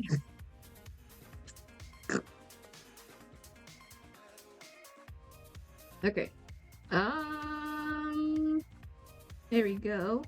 Alright, I think that's to close. That's gonna be the bags. There's a high chance we might legit not be able to get, I think, to me drawing. Then again, I have to draw me for the thing on the Saturday, so we gotta like, oh, that'll be a thing. I was gonna make like legit like a whole new PNG thing. I am gonna actually do that. I just think I'll be able to do it today because I realized I can't like, I got blind in my sand. Oh my god, I have a dumb story. Apparently, remember, I told you how I eat a lot of things, and by that proxy, growing up, because I'm a person who eat everything. Apparently, that was like not far from the case, because I used to eat from, and I remember this correctly, when I was in Hawaii, I was a kid. like a baby. I don't know how old, but I went there the first time in Hawaii. There was a photo of me with my mom or by the beach and such. There's a photo of me with a mouthful of sand, or just like my face just like in sand and such. And just out the whim one day, I think while we were traveling and such, or no, while we were like looking at the photo album a while ago, my mom was like, "Oh yeah, you used to eat like sand a lot," and I was just like, "What?" It's like, yeah, you eat like a ton of sand. Apparently, you eat like a ton of sand, and so much so that apparently you just like when you had like we thought you had like bad stomach problems. We didn't know why, what was the problem, and so it turns out you just shat out like just some sand. Is sand yummy? Sand's crunchy. I'll give it a nice 7.5 at best. It's a very crunchy, very disgusting, but it's Hawaiian sand, so it gets like a leg up in that. It's not like US sand or like California sand. It's at least have some sort of crunchiness to it. It's at very least has some crunch, some crunchiness. So if you like that, then that's for you. All right, now we're gonna do a race time. But yeah, apparently I just was like, I don't know how I got to the sand. I don't know where that came from, but I was just very, very into sand eating. And now I think I realized like I truly can eat almost anything if I had the power. Thank God I have like now a consciousness, because imagine me just eating random shit. Should I? Oh my God. Oh my God. I I don't know why the concept of just having a sand like food with sand like always irks me. I hate it. I hate the fact I hate it.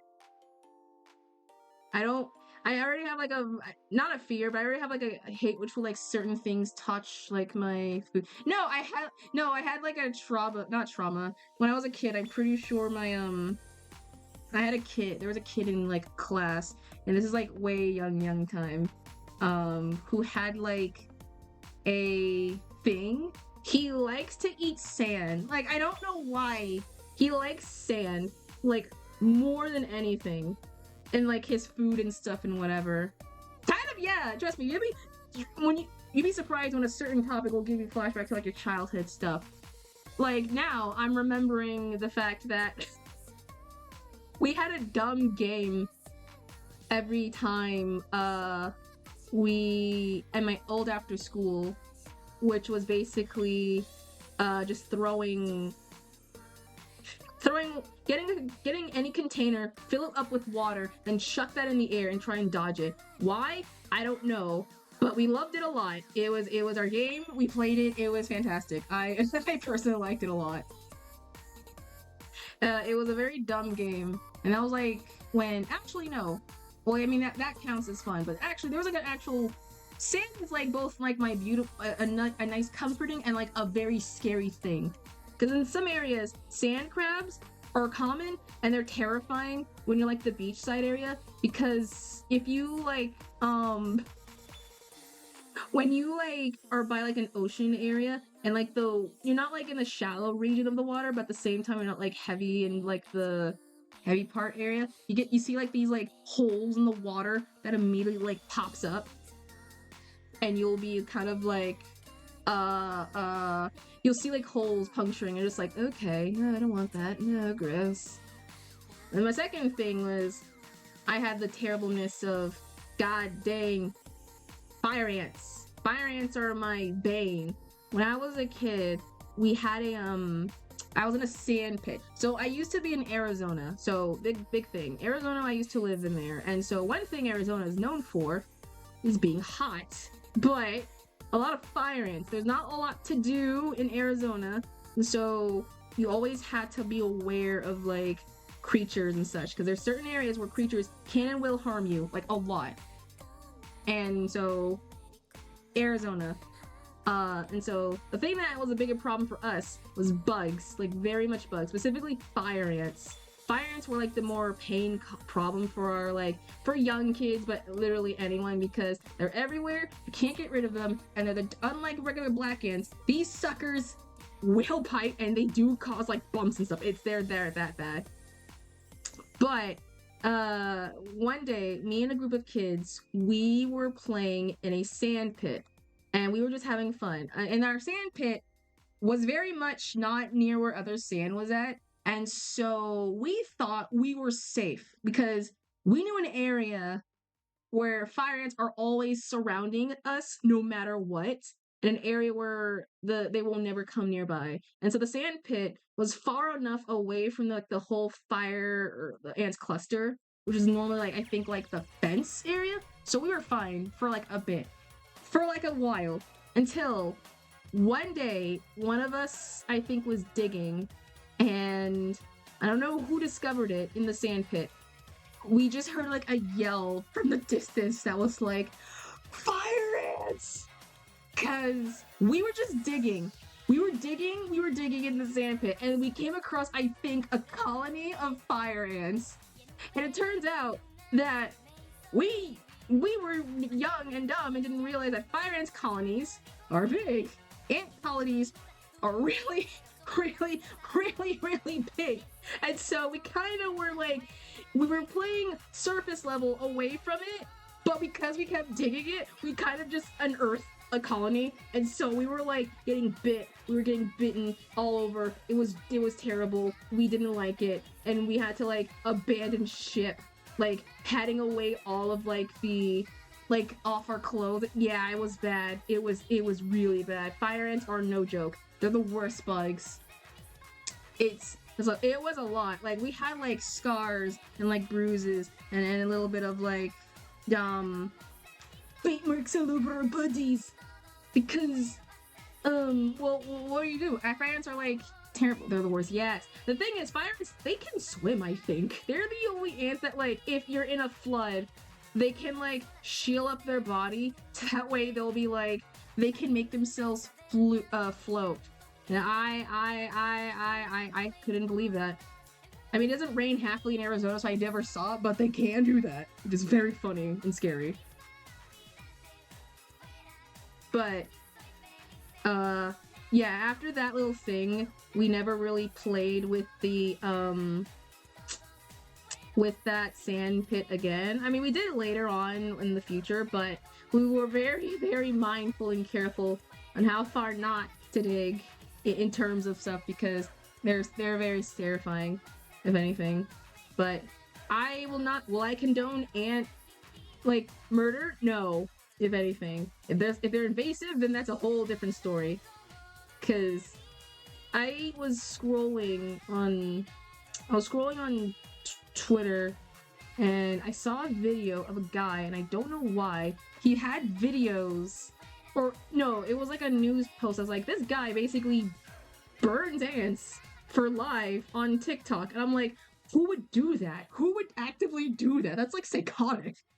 Like, that's the equivalent, like that little kid who was in the back of the class who was dissecting like a fly, and you know something's up with him, but you just can't really point out. That's basically that, but worse. That's what I'm saying. Like, I don't condemn the death to some bugs. I mean, there is like one bug, and we all know the name wasps. Don't at me, but wasps suck.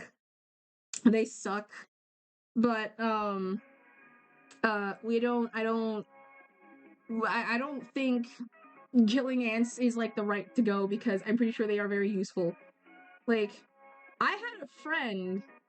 Well, yeah. I had a friend in that same grade school who also, and I don't know why, had like a thing for flies, like taking apart flies. And the weird thing is, she had a clear backpack, and so we were able to see. Yeah.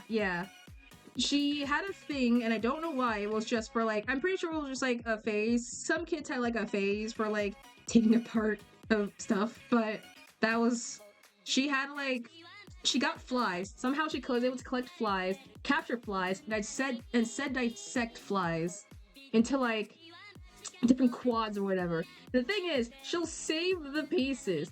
And what's worse, she has those clear backpacks with the little like the see-through everything. So you're able to see through all the stuff. You're able to see through like every single item and thing, practically. And so we were just kind of like, oh dear God. That was very terrifying. Like there was no like protection or nothing. They were just flying around. She made sure it was front and center for us to see. Like we were like, oh dear great heavens, no, that's gross. That's so gross. But she was just like, yeah. Yeah, it was terrifying. And gross, technically still, but yeah. And I never oh shoot, it's also dark. Hold on. My blinds! Turn off! I need to shut my blinds up quickly. Ow. But there we go. There we go.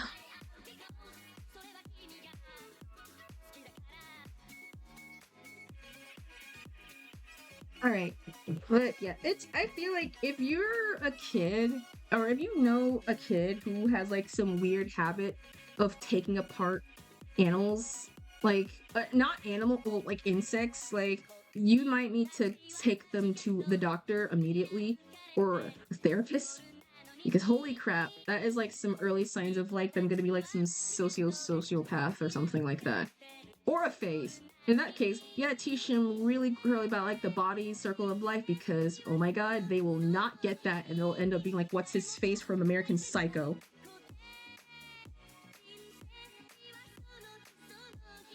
But jeez, goodness Christ, cakes. It was terrifying. Okay, I think we're almost done with the okay. If anything, we'll just start with like a layering of like my. We might have to go like I might have to go to a lovely little trip called Pinintris, and then just take a little deep dive.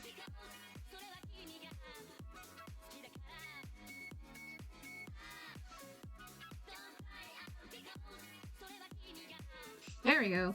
Okay. I'm realizing I have like a love for now like dressing up like half my characters into like different like clothing styles and aesthetics. I think I figured out what my aesthetic for what Lake is now. Thanks to TikTok. I now figured out what her vibe fits her the most, which is grungecore / fairycore. Like the very earthy tone style. And holy crap, it fits I think it fits weirdly well with her style and everything than anything else before. I don't know, it fits like the energy I think I put on with her. I think grungecore can like fit their energy style. Also, welcome backs. We're just welcome backs. I was just talking how I think what grungecore might fit like style more. After what I missed. Oh, I was just I ranted off about the fact of my friend having some weird like backpack full of like dismembered flies and what style Lake would go in, and how I might just do like a mini sketch of these two, if anything. So yeah, or at least of me. Yeah, don't worry, I'm already out that. But oh yeah, I think my last thing was like if you were a kid growing up and you knew someone who had like a thing, please, what? Yeah, flies. I don't know how, but she somehow was able to nab flies.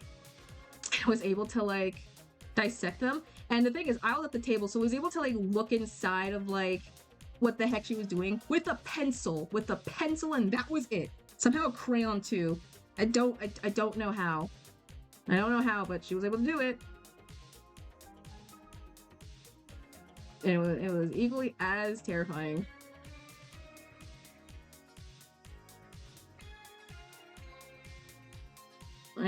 Yeah. I had to be like,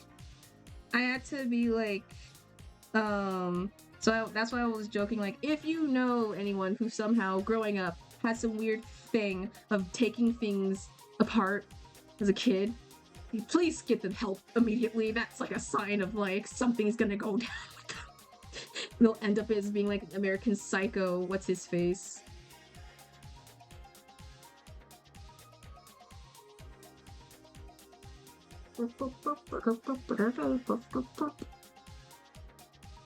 Alright, now we're going to my favorite part of the stage.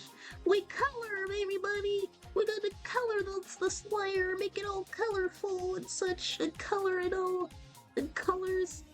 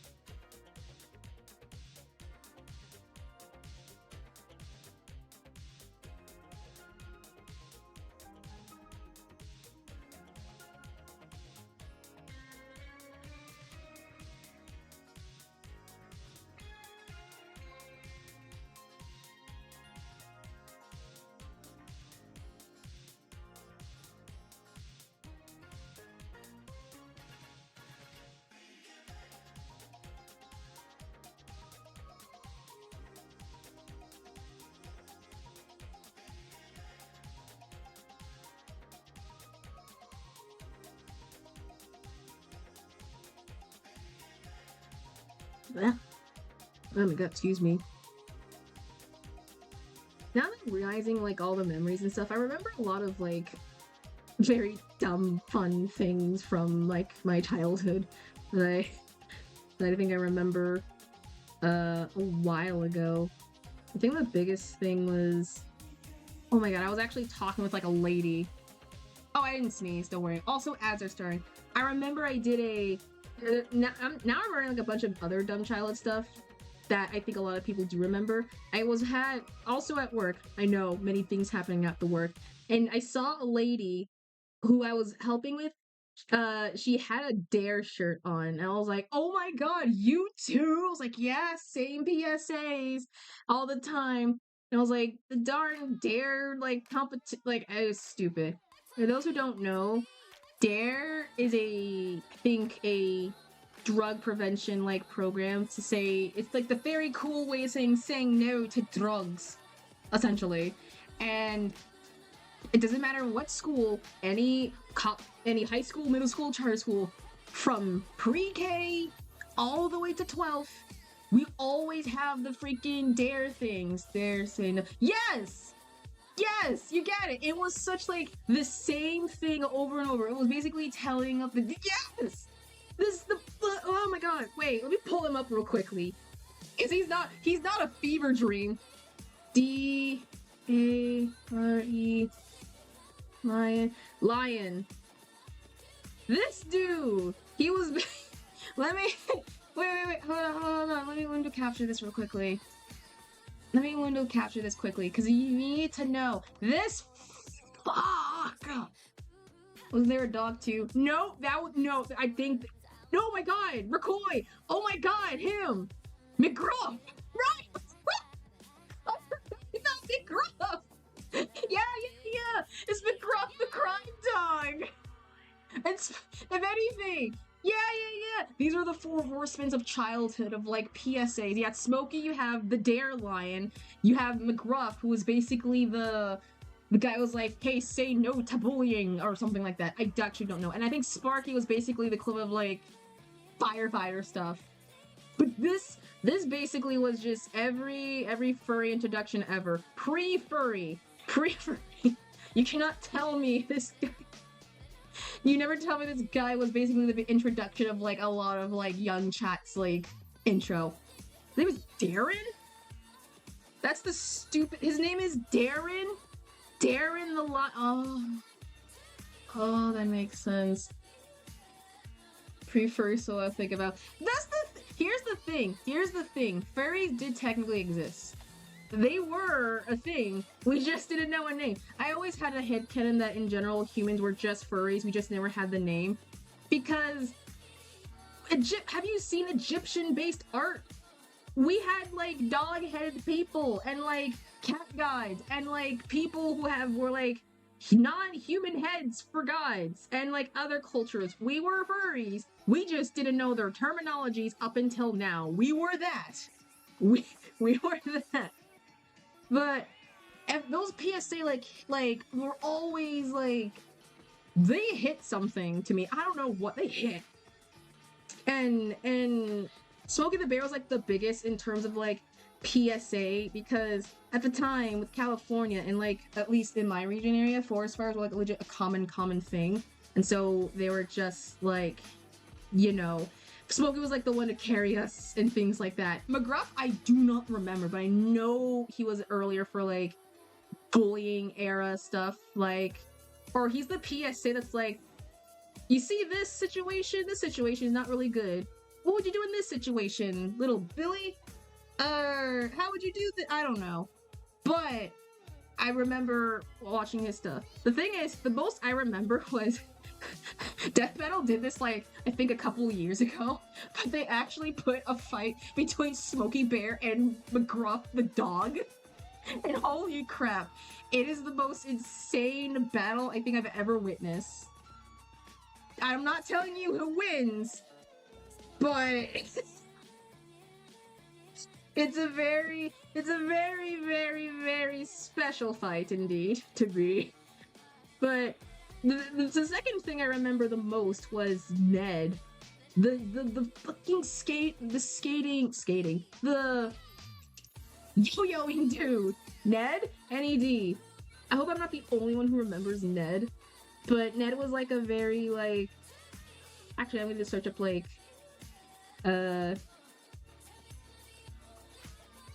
course, core, color, palette. Ned was basically a there we go. I like this color palette already. There was a program, not really as like the same before. Ned, okay, let me actually like let me save this down real quickly and then I'll like give it to you like immediately because I got downloads like a PNG. So there was a program every now and then that's basically a skating thing or a yo-yo thing. Yo-yos were apparently big from the 2000s and they are still cool to this day. I'm not dissing on the power of yo-yos. Yo-yos are fucking awesome. But every now and then there was a program called Ned. Ned was basically a thing where basically you have a competition to try and obtain a yo-yo through a fundraiser for like an event and you get your kids to buy a yo-yo. That's it. That's it. That's the thing. And every now and then because of that, you have a thing called yo-yos always have like a problem of being a very dangerous tool. It's very fun. It's also a very dangerous tool because they can actually harm people. So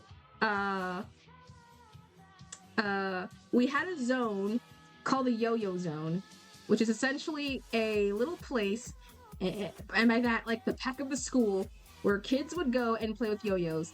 And the problem is when you give a bunch of kids, you know, a real dangerous, oh yeah, if you don't know how to use it, oh yeah, we were like roughly 6th graders and under in like pre-K also as well. So we knew nothing about the power of yo-yos, let alone what they were used for and how to do it properly. We know the basics.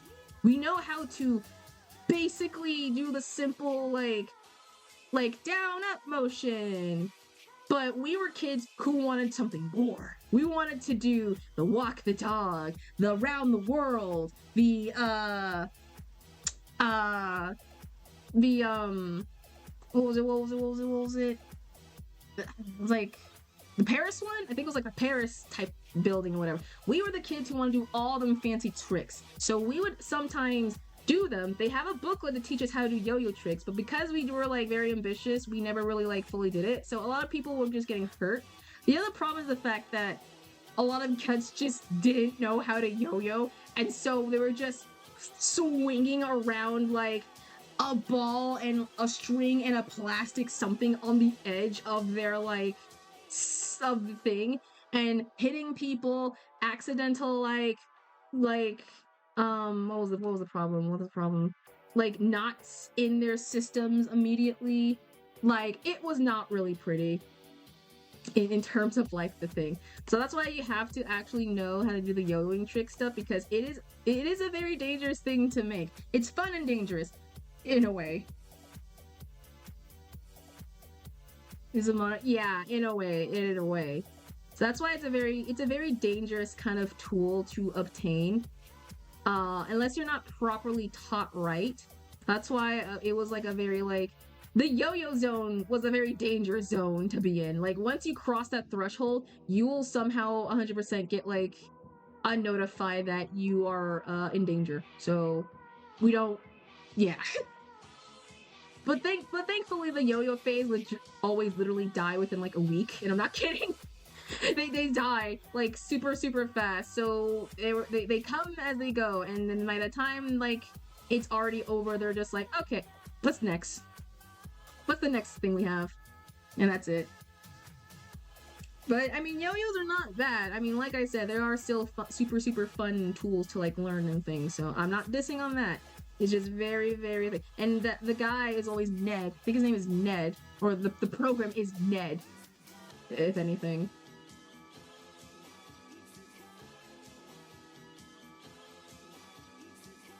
We're gonna make this a tad darker so that way we don't have to worry about making it all.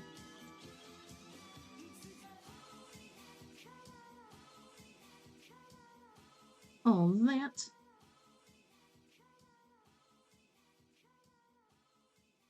But yeah, there was like a lot of like, I swear, when you were a kid, there was like a lot of fun like dumb PSA things as a kid that makes you go like, oh yeah, I remember. Heck, I'm pretty sure they're like old enough. If I like tell my mom half the things, she'll either be like, oh yeah, I remember, or what? How do you know that? Well, I might legit ask her just in case and be like, hey, remember the dare? Or no, I might ask her like, hey, do you know the gruff? Because I know she knows 100% Smokey the bear and like the other stuff. So I'm gonna ask her like, hey, do you know McGruff, the crime dog? Do you know what the deal with is? And I think he's just for like bullying or whatever.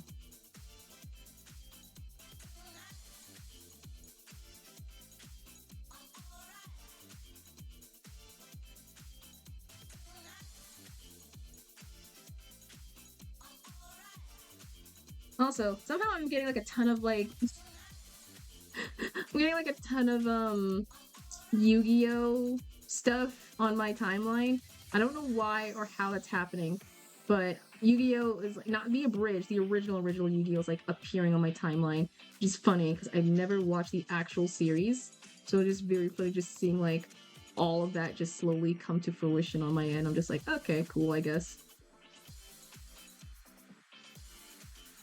Never seen a darn show of that ever, just the abridged, so cool. I'm gonna get like, I'm just getting out of context bits. So I got a couple of like Joey moments, and I completely forgot Joey does not sound like full on New York, and how Tristan actually, has a voice, and not just the Barney voice he has. So it was like a very much a shock for me, just being like, oh dear god, oh dear god, he has an actual voice. I completely forgot he does not sound like he does not sound like that all the time. But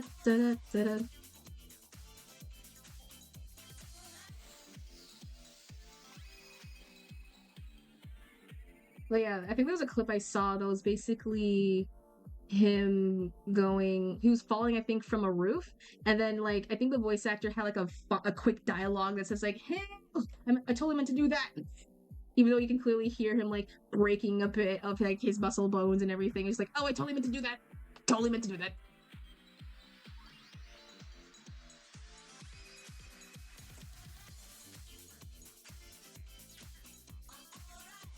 But yeah, okay, chat, I have a question. Since I was on like a talking about Death Battle, but I have to ask, who do you think would win in a fight? Since new Death Battle animation is coming out super soon, we gotta sell this. Who do you think will win in a fight? Gru from the Despicable Me franchise series, aka the people from Illumination, or Megamind from the Megamind franchise, and by that, DreamWorks series. Who do you think would win between those two super powered, not evil villains?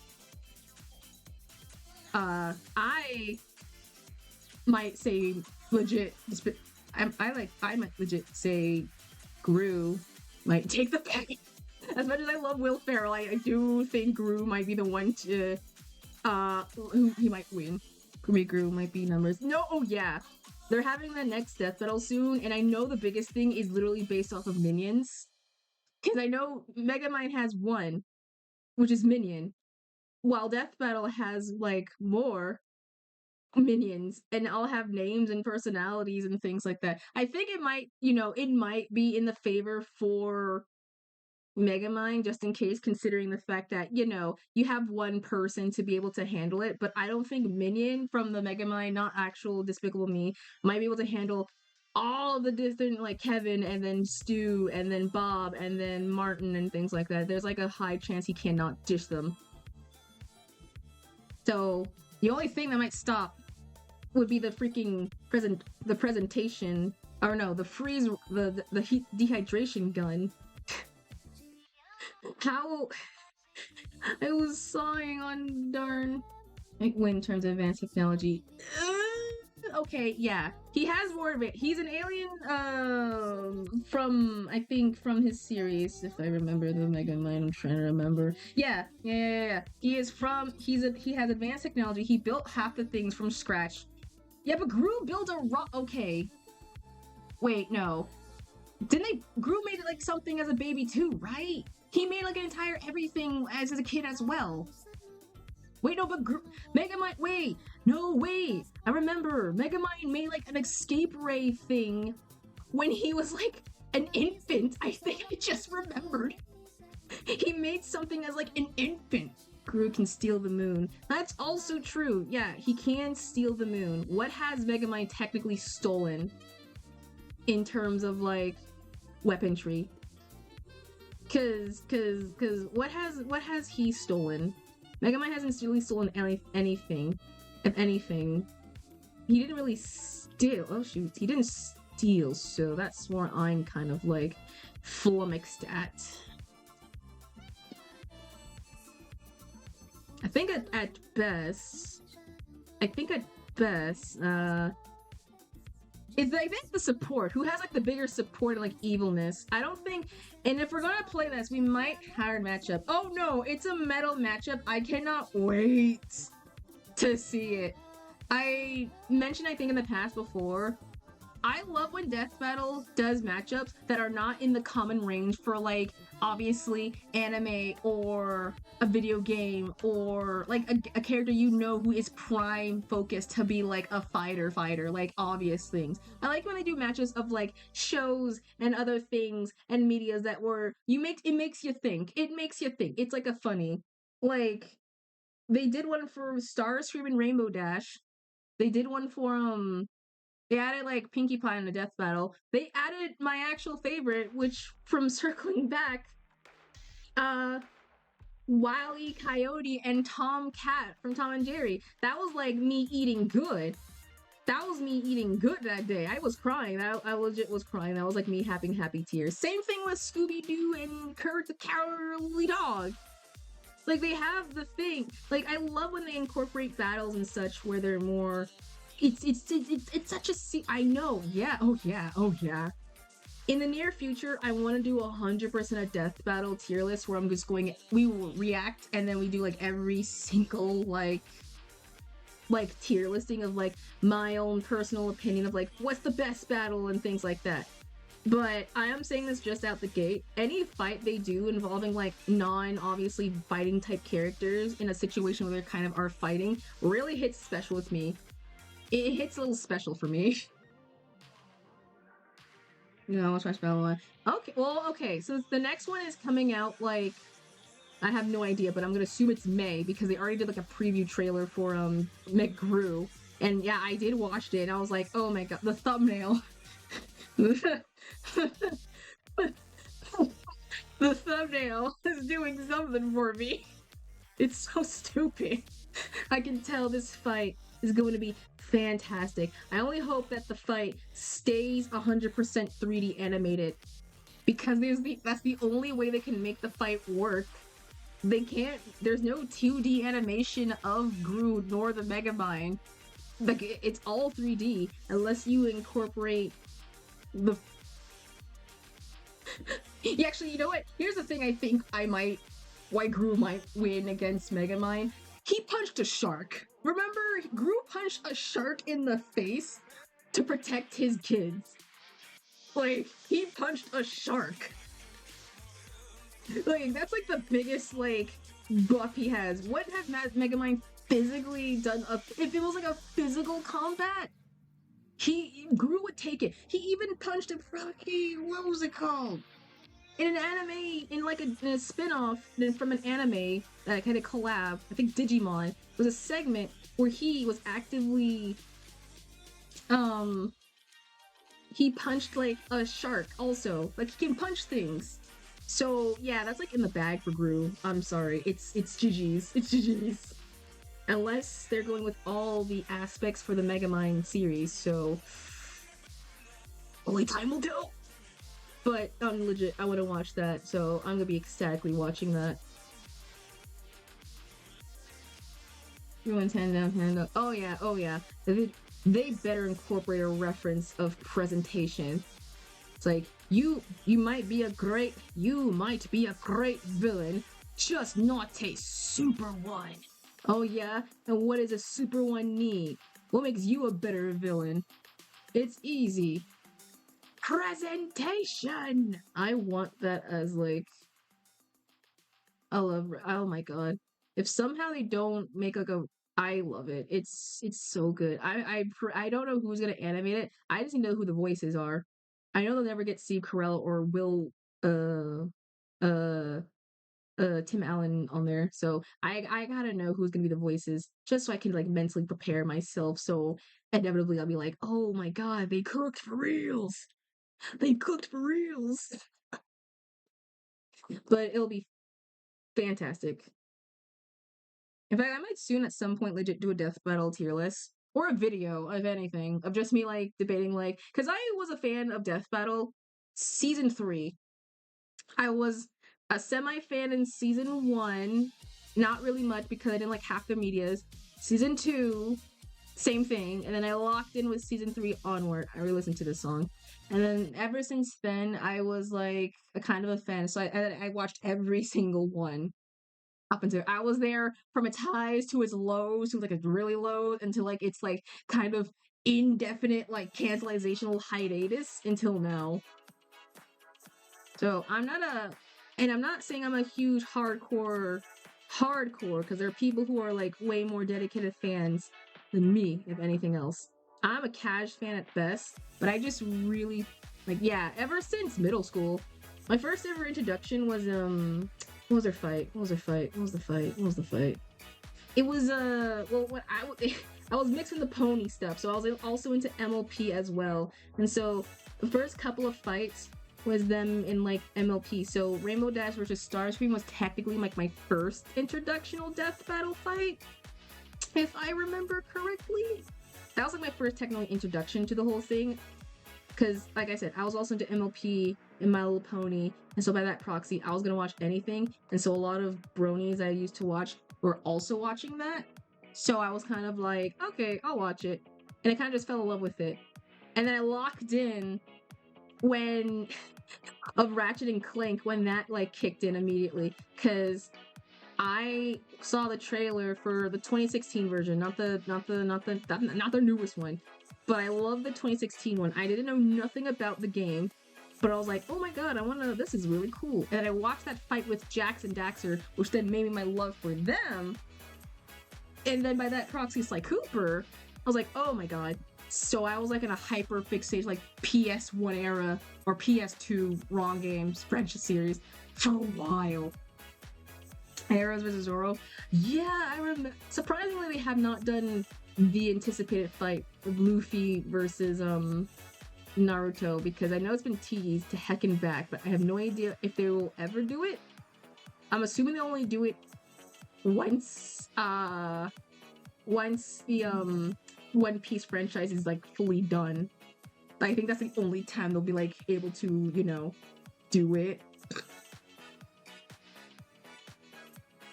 Saitama versus Popeye. Oh my god. I love that fight so much.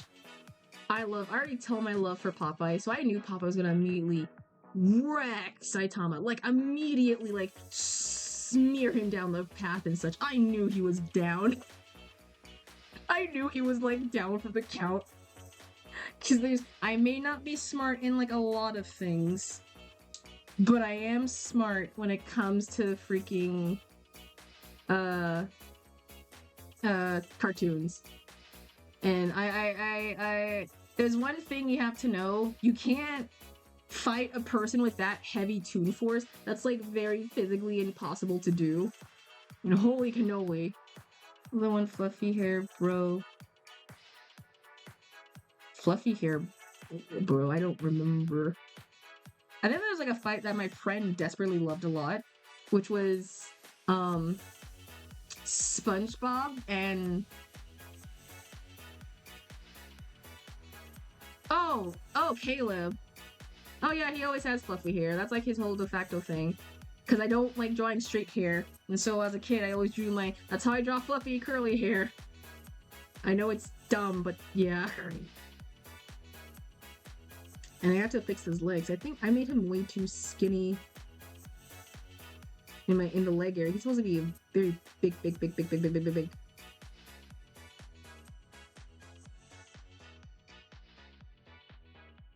But I always love, like, their animations, or the ones that have, like, non-focus death battles stuff. So it's super cool to see. It's so cool to see.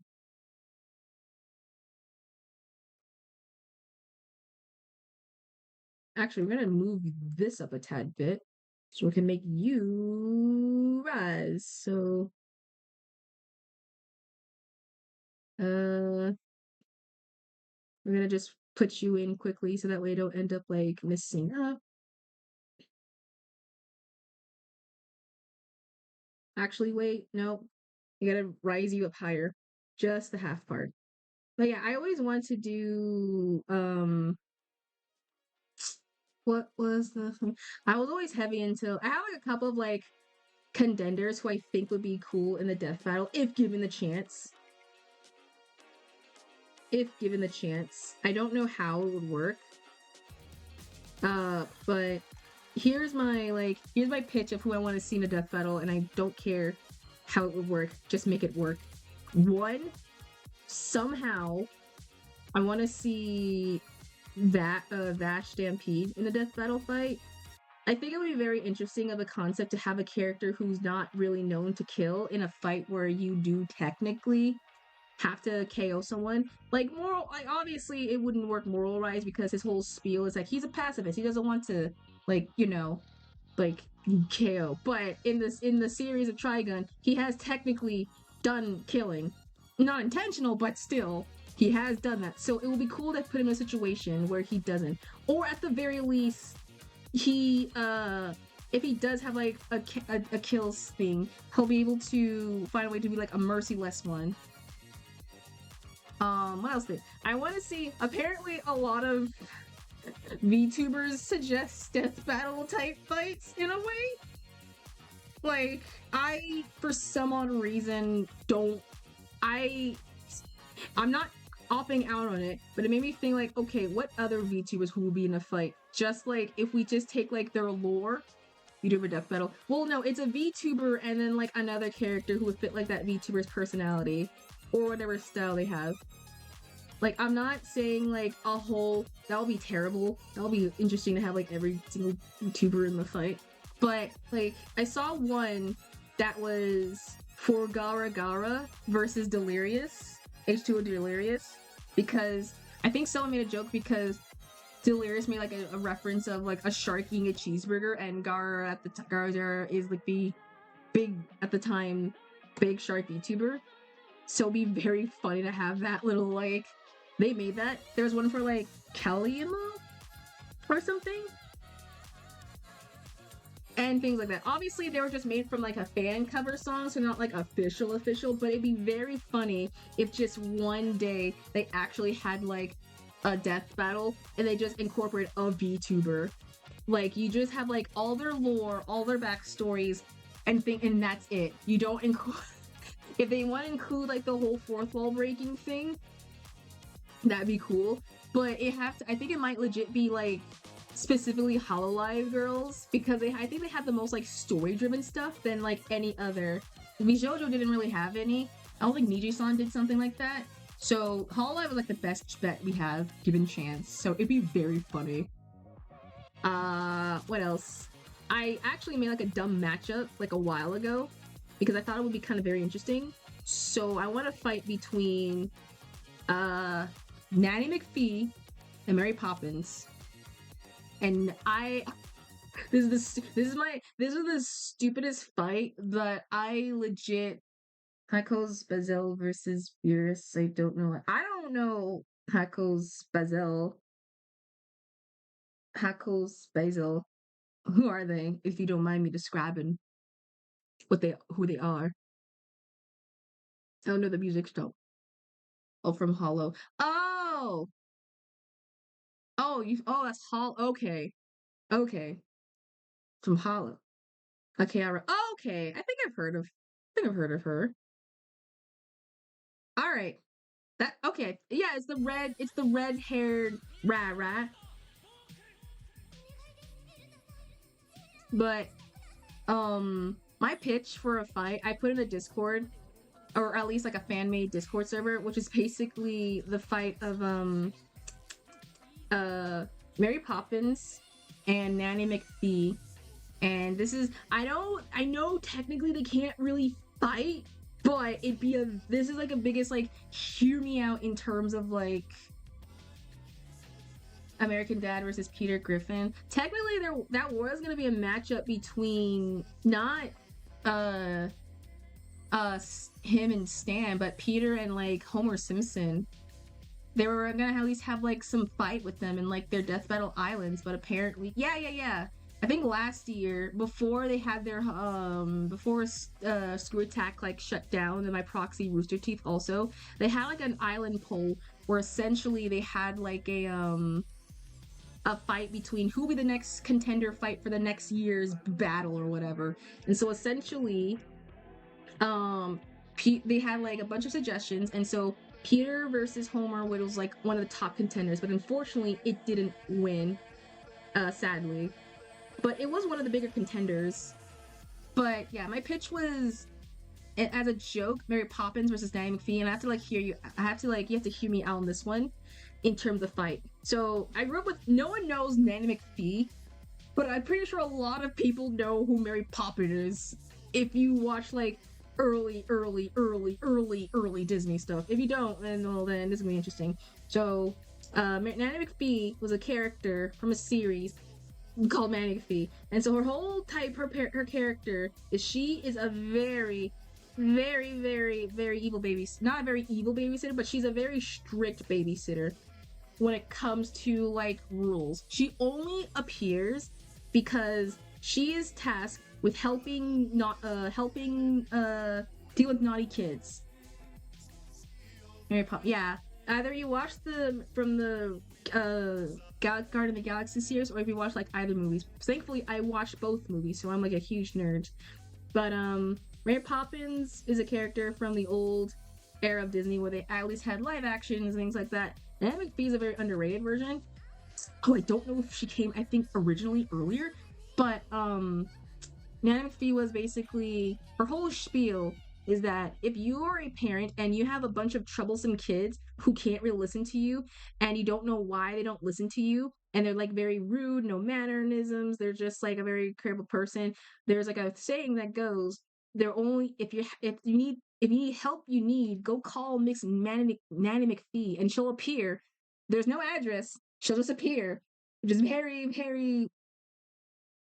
she'll just appear just out of the way. And so she'll deal with the naughty kids. And so the only way for her to go away if you don't like her is that you have to follow the 5 virtual rules of being a good person.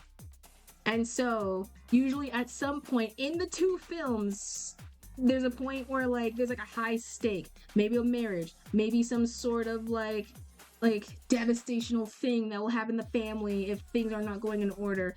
And so she always says this, which I can't remember how it's pronounced, like if you need me but if you don't want me, oh no, if you want me, or if you need me but don't want me, then I will stay. But if you want me and yet you have no need for me, then I will go away. Which is basically her saying, like, if you're only calling me just because I'll be here when you are needed, but if you only want me, then that means you don't need, I won't be here anymore to help you anymore. I've already served my purpose.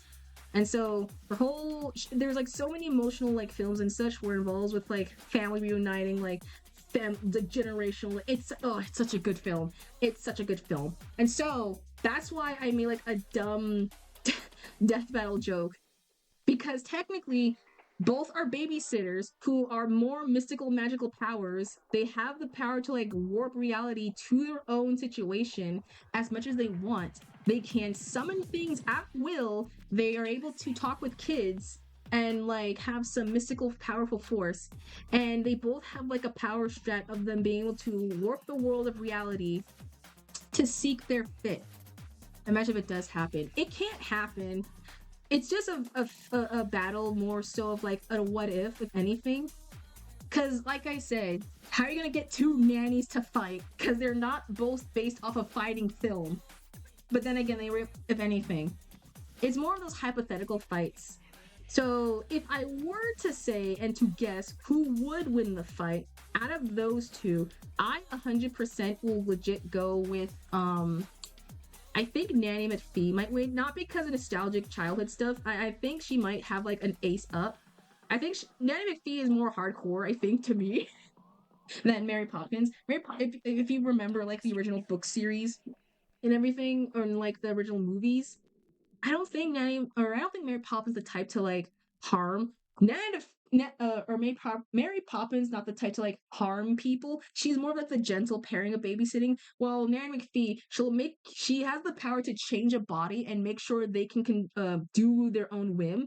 And at the second film, she was able to control like some kids like bodies to the same thing over and over, and they cannot stop, to the point where they almost launched their own baby, into a pot because they were just launching stuff into a boiling pot of hot water. And the only way for them to stop was for them to say please. That's how it happens. That's how it starts. So yeah, she has a little power, I say, if anything. So she got that in the bag. You know, I remember something happened, right? Oh no, yeah, that happened. I mean, obviously, who was gonna win? We already know who always gonna win that one. Homeland. I mean, then like, who's gonna ace it? But yeah, that was like the fight was the most like. That's like my biggest reason why I was like, I think technically Nanny McPhee would might possibly win, but who knows?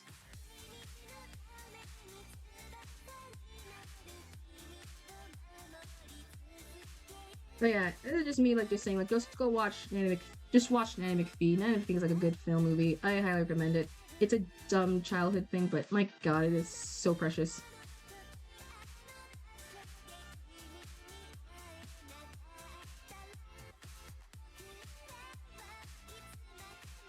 Yeah, Death Battle 2. Oh shit, yeah, Invincible's like over. I don't care enough for Invincible. I've already seen like the review at the ending for from Sarcastic Horus about the whole thing. And so I have no idea how they're gonna continue off with this. If they're gonna like how they're gonna continue off with the series or anything. Speaking of, apparently there's now a new Invincible game, and the voice for Mark is by the super cool, talented uh Alex Lay, which is kind of awesome because because apparently a lot of people didn't realize that it's not the actual guy from the TV series who's voicing him. It's literally him. It's Alex Lay, which, you know what, that makes cool sense how freaking talented this man is.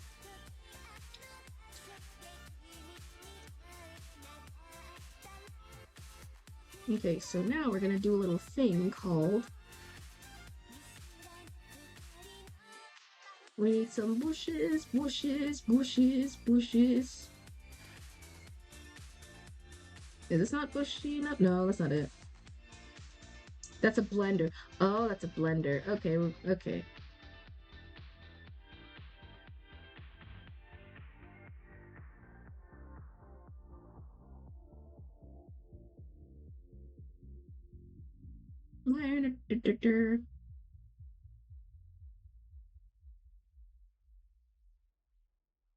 Sushi for oh yeah, and also Nightmare Marionette in the FNAF customite, which now that I'm realizing it makes a lot more sense than it should have been. That makes like too much sense. And I guess that's my exposure to him without even realizing that's my exposure to him. But yeah, he's super talented. I wish I could meet like a bunch of voice actors given the chance and being like, man, I think you're I think you're really cools and awesomes.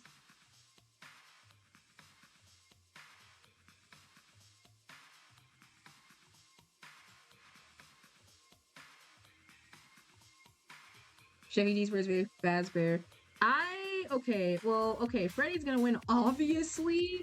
I'm pretty sure, have you seen the FNAF movies? He can wreck Charles Entertainment Cheese's face.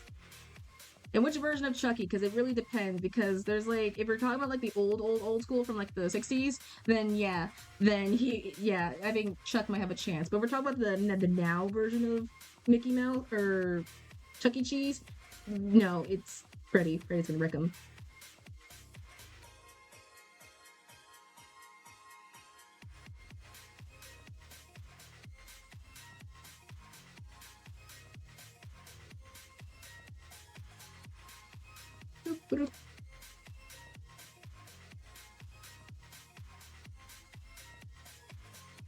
I'm sure if I can do that. Trust me, if you witness very early on Charles, then you'd be surprised. I feel like early Chuck E. Cheese might have a chance to go against Freddy Fazbear because we're doing with Smoker Chuck. We're not doing with like that new like with the hey kid. We're doing like a different entirely mouse himself.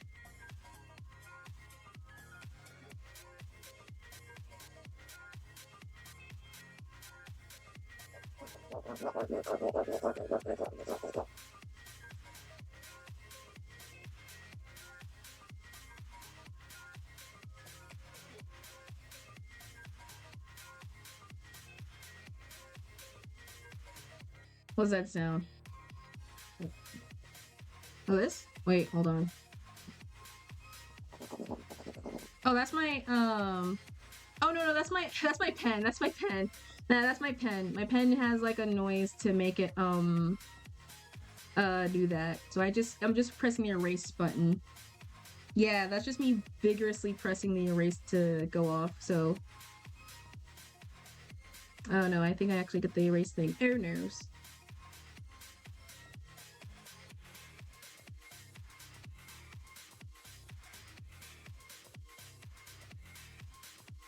Oh, I don't. I wish. I have like a frog device thingy that does make frog noises technically. I don't have it with me, but yeah, I have it. Which is kind of super totally epic. G D D D D B B B B clouds. Okay, if we finish this somehow and we like render this all raid off into someone, I think I might know who to raid off to. Hoping they're not stalking me. Where's my clouds? Where's the clouds? Does this has clouds in it? Yeah, I think it's the one. There it is. No. No.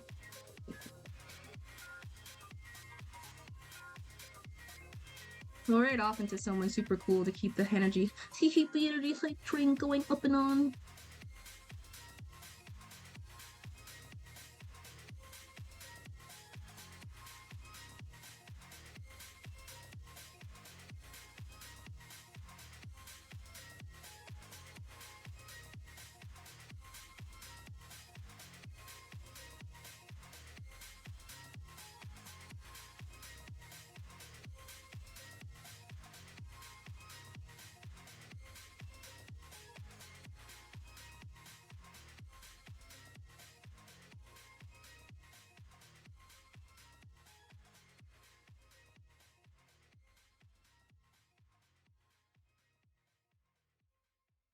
And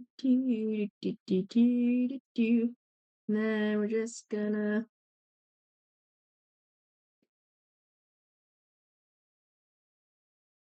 Where does that even come from? Where did that layer come from, actually? Oh, there it is. I was like wondering, like, where the frick did that layer come from?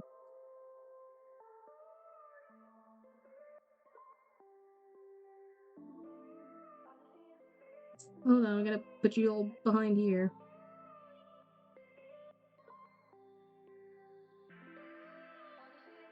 Yeah, backgrounds are my weakness in terms of stuff. I still want to learn to make better backgrounds. That's why I like do character art. That's why I said I do simple stuff. I'm not a master of the cluster of the backgrounding and stuff. If anything, half the things I'll just do on Canva and just implement it.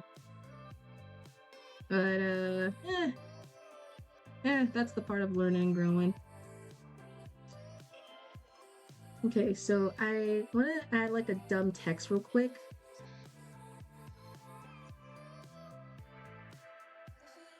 Oh wait, we need to change the font. I just realized the font's not the. Okay, so I gotta no, go back. Is the font not gonna be able to make it burgundy? Wait a second. Where is my? There it is. Okay, we're gonna change it real quick to be like a different font style. Cause where is my? Oh boy, what's the common font used for closed captions? I just realized I. Well, oh, do we have to go? We need something simple. What's the most common? Sans? No. Impact? No. No. No. Dodge. No. No. No. No. No. I need like a thicker version. No. No. No. Ay, caramba. Normal one. Where's Arial Black? There we go. There's Arial Black. I was like scrolling through the thing. Yeah, I usually have like one font for like my VHS, and I don't want to use that, so we're gonna just use this. So, oh, okay, yeah, that works way better.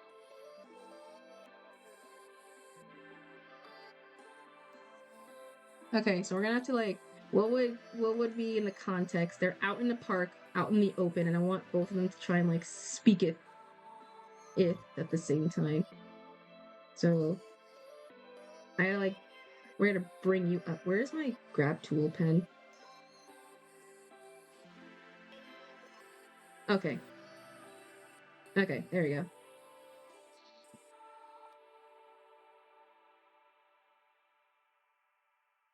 So, okay, I need to think of something dumb.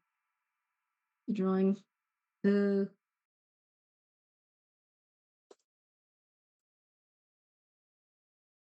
okay, so I know it's supposed to say why him for.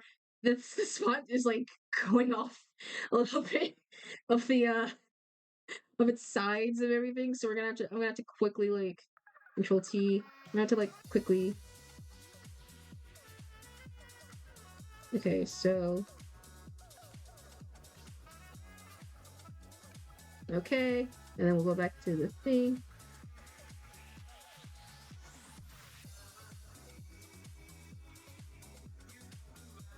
Okay, so why do you need Caleb for?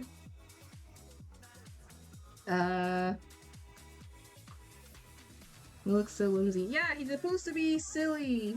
He's my best boy. He's just he's full of sunshine, full of good stuff. Totally not traumatizing things at all. He's like the goodest of boys that I've made so far. He's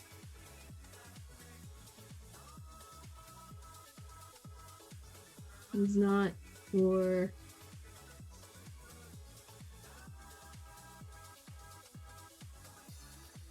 the sale or anything. Okay. I think there's a way to make the fonts kind of be in the center point because, yeah, there it is. Okay, so it's now center point. Scale, rotate. Is it gonna make it be the same? Okay, no. Keep ratio. Will it keep the ratio? Oh my god, now I can figure out how to make the ratios like kind of the same. Oh no, I already gave him like a track backstory. I already have an idea what his backstory is. I know, shocker, surprising. They made the most wholesome character. Now he has like the most like he has actual trauma dump stuff. Trust me. Thanks music videos I've been listening to. Trust me, I'm not kidding. I already gave you like an idea for what his one of the stories is for his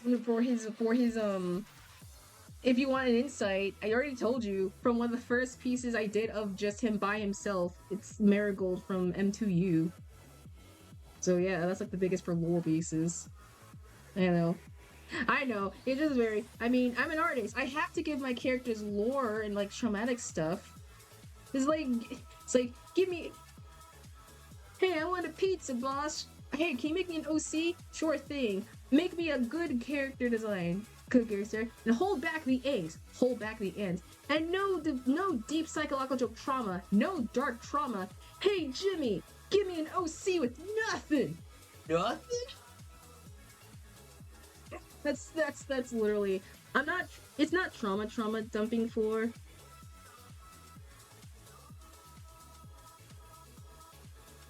But it's just a very. That's like the most like referencing style, if anything. So. Okay, so there's a way I can make the all lines dark, blurry, darker, overlay, or no, not size. No, justify. No, no, no. Okay, is there a way I can just have an outline for all of them or something? Is it possible? I think it's possible to give me an outline for all of them or something. Hold on. No. Oh no, wait, no, that's not it. Layer color, linear challenge, action line, border. There we go.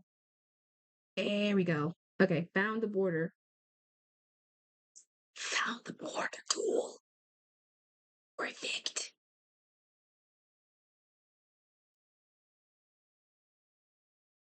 In fact, your voice can be a narrator, in my opinion. Thanks. Thanks. If I could, I can be the narrator for the Stanley Parable series, or I can be like a snarky remark like it's like, as you can see, our main character is a little bit of a dumbass. Okay.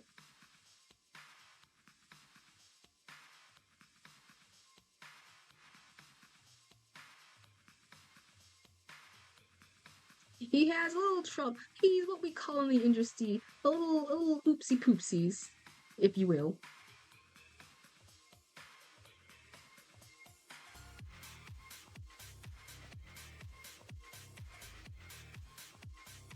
Convert to drawing color.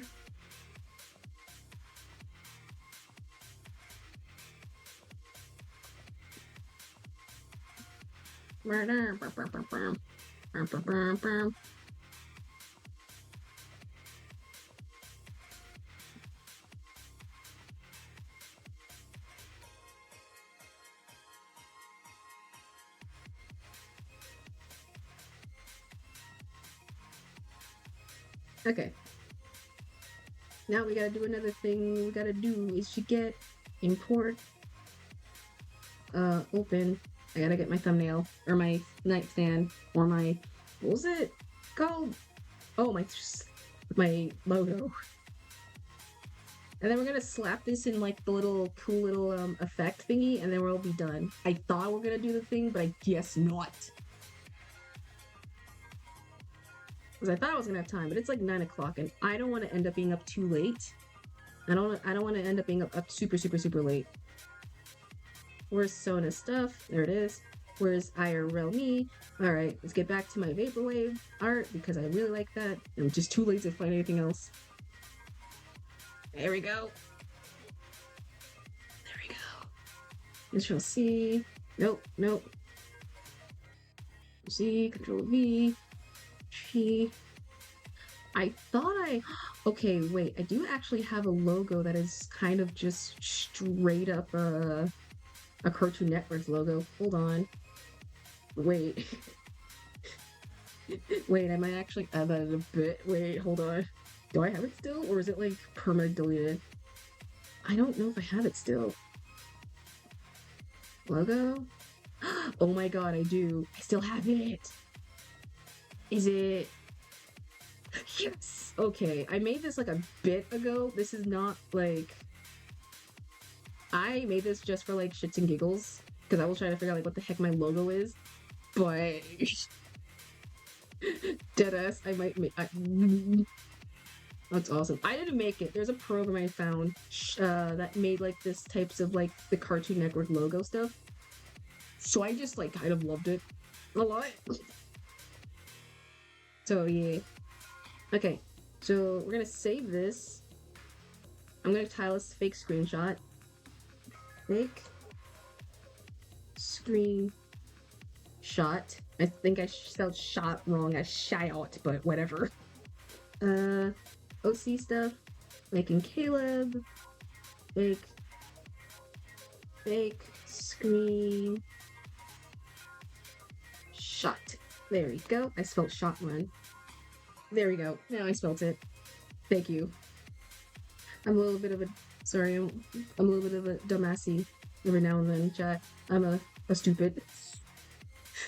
Sometimes I make a oopsie poopsies. Okay, so we're gonna save this again. We're gonna add this now into PNG, and then we're gonna go into everyone's yes. And then we're gonna go to everyone's fun little program that I like to call is it NC? NS?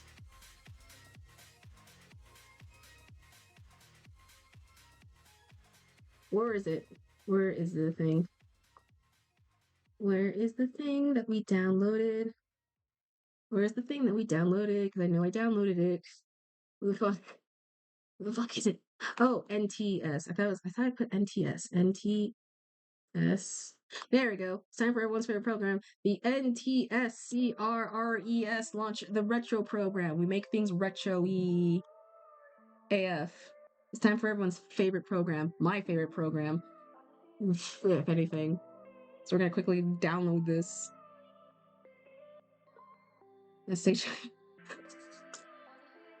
I was missing my fingers, to be fair. I was being an oopsies. Oh no, is the program not gonna be able to upload? Ah, shatsies. I don't think we'll be able to do it. Oh no, please. Please open up. I want to use you badly. Please. You have to like close it out and like open up again. Or something.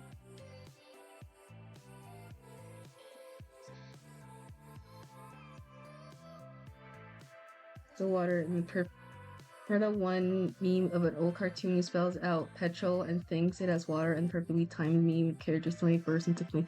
I feel like there's a ton of I feel like I know what you mean, but I just don't know. There's like so many TS. There's like so many programs that does that same like follow-up thing. It's very funny. That's why older cartoons are like the best. If this doesn't open up, I'll just do it off screen if anything, and then call it quits. But I have like a good idea and how I want to like incorporate it. I might do it off just in case. I don't want to crash anything, but this is a good stopping point. Like 3 hours in. But yeah, that'll be it for me today. Thank you guys for joining for today's like little chill stream. It was gonna be earlier, but I didn't want to like intrude on anything. But today was super fun. We have a cool screenshot I made. I'm gonna make it into when I have the chance from NCRT. I'm gonna add that little cool little effecty because I want to choose something like this because it looks super kind of fun, and I really want to make more screenshots. I might make this like a commission thing. I'm not gonna lie. Just make it, hey, you want a fake screenshot? I'll be down to make it. but yeah, this was very fun. Thank you guys for joining today's little stream. And everyone who popped in. Thank you, Madre and GT and Evil and Herb and Monkey, and to anyone who's just lurking and vibing and having a good time, and everyone who's just vibing around and such. Tomorrow, I'm pretty sure the next stream is the stream that you all wanted for, and by God, you are excited for, and my God, I am excited for. It is the one, the only. Oh shit. I thought I had it open. Oops. Wait. I had it open. I had it perfectly timed. The one, there we go. The one, the only spicy noodle Q&A. This is the thumbnail. This is the official thumbnail. I'm gonna post this tomorrow. We're gonna have this up for everyone. This will be happening on the 25th of April, 6 p.m. PST. I'm gonna buy myself some bulk dock noodles from my nearest store. 2 packs at the very least, because I know I cannot sift through one. So we're gonna go through 2 packs. And so if you have any more questions and you want to ask me more things, you have literally that in on the day of the thing. Because after that, it's nothing. No. Well, you know what? Yeah. I already talked with my mom and she was wondering what the hell's wrong with me. So I'm making myself, I'm going out and I'm buying my actual self hot sauce. And I'm not kidding. I am buying hot sauce just to make it a tad bit hotter. Because you want me to bring heat, god damn it, I'm gonna bring heat. So I'm adding a tad bit of hot sauce, and that's it. I'm only adding a drop. I'm not suffering that much, but I am getting that. And I'm not anything, so yeah. This will be posted tomorrow, at the very least. This will be posted tomorrow. No, 1 drop. 1 drop or no drop. That's my stance, alright? But this will be for the thing event. So if you have any more questions, if you have any things, you can ask me during the link on the top, or just during the day of the Q&A, whichever comes to your mind. And if anything, yeah, this will be a very fun event. Hopefully I'll get this cooked in time, because I'm doing this right after work, funny enough. So it's gonna be very interesting for me to just try to make myself. I was debating to do it 5, but I don't trust myself enough for it to be on 5. So 6 is like the best thing for me to do. Thank God I do not have like a closing shift. So that's like my biggest thing. But yeah, this will be tomorrow. This will be for tomorrow. This will be on a Saturday. So get your final questions in. Make sure you pop them in. And then we'll have like a live hand cam and everything. And you will see me suffer in real time. Not tomorrow. I'm tired, alright? I'm very tired, but yeah. But if you want to see me for when I post this cool art, and with the all cool bells and whistle features, you can check out my little, here's my socials. You can check me out on Blue Sky, Twitter, YouTube, TikTok, YouTube VODs as well, Ko-fi, I'm, as well if you want for updates for other things. If you want an art commission from me, you can follow my commission site. You can check out this Google Form doc link. You can submit your sworn or DM me on any of those social sites if you want a commission, and I'll give you the information detailed from then on. And yeah, that's pretty much it. Let's get, I think I know who to raid. The question is, I saw them, oh shit, Mio's live. Okay, well, I know who I raid, I guess. What the hell is that surrounding? What the heck is that surrounded him? Hello? Well, before we, let's get the raid messages out. Because I'm pretty sure if you want to join, you get cool points at the same time with raid messages. So that's what I've learned. So you get points, when you get them things. So here's a raid for the non-subs, and here is the raid message for the for subs. So you have y'all special things and everything. So we're gonna have a good fun time. So make sure you copy your, I guess, raid messages. Let's head over. Create the dashboard. Let's quickly go and da da da da da da da da da. The things. Okay, I got it copied. Okay, I'm assuming everyone got it copied. So, alrighty, let's go. It looks like he's playing a game called a game with raccoon stuff, I guess. I have no idea. Or oh wait, no, shoot, dig it. Oh no, 2 of my people who I know are like sliding at the same okay, chat, we're having a choice. there's like 3 options you can have. You can do one with one's playing a game, one's playing I think an RPG game, one's playing I guess a game with coins, and I think if I saw from the final another mutual's doing an art stream. So, do you want games or an art stream to carry on the art train vibe going on? Do you want games or art? Who what is your vibe so far going? Heads or tails? Funny enough, that's like literally the basis of my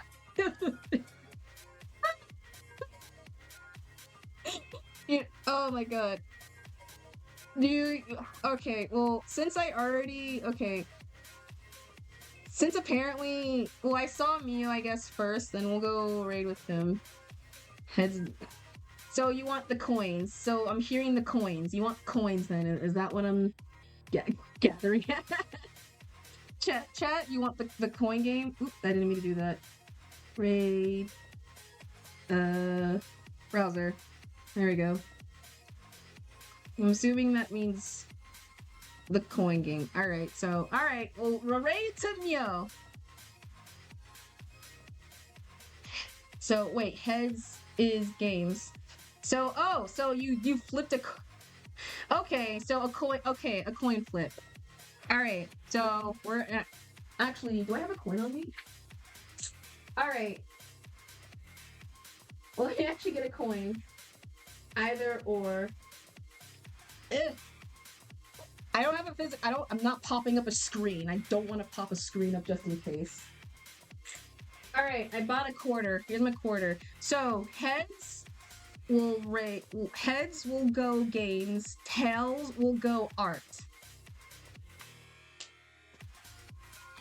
We're going art, baby! We're going art. So we're gonna raid into Sorry VT. I'm pretty sure. A lovely person.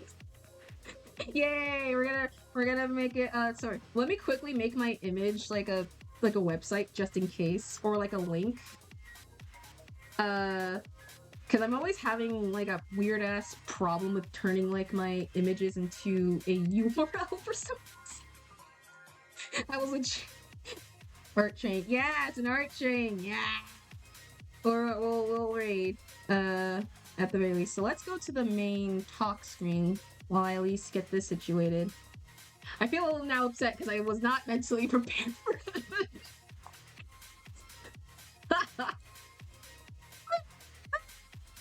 Oh my god. Where's the site that I think I normally would at? Because I know I had a site that I just saved a bit. That was lore. That was just turning things into images. Where is it? Is it not showing? Oh my god. This is why I hate... hold with me, chat. Hold the fort. Hold the fort. Hold the fort. Hold the fort. Actually, okay, you know what? We'll just raid and I'll figure out like afterwards into the thing. Because I don't want to like... Yeah. But, okay. We'll just raid. I'll just figure out like halfway. I'll just take like a half bit forever. But yeah, okay. Everyone has their raid messages. Everyone has their raid messages prepared and ready to give some lovely support to. Sorry. I'm bad with art tags. I'm shitty at those.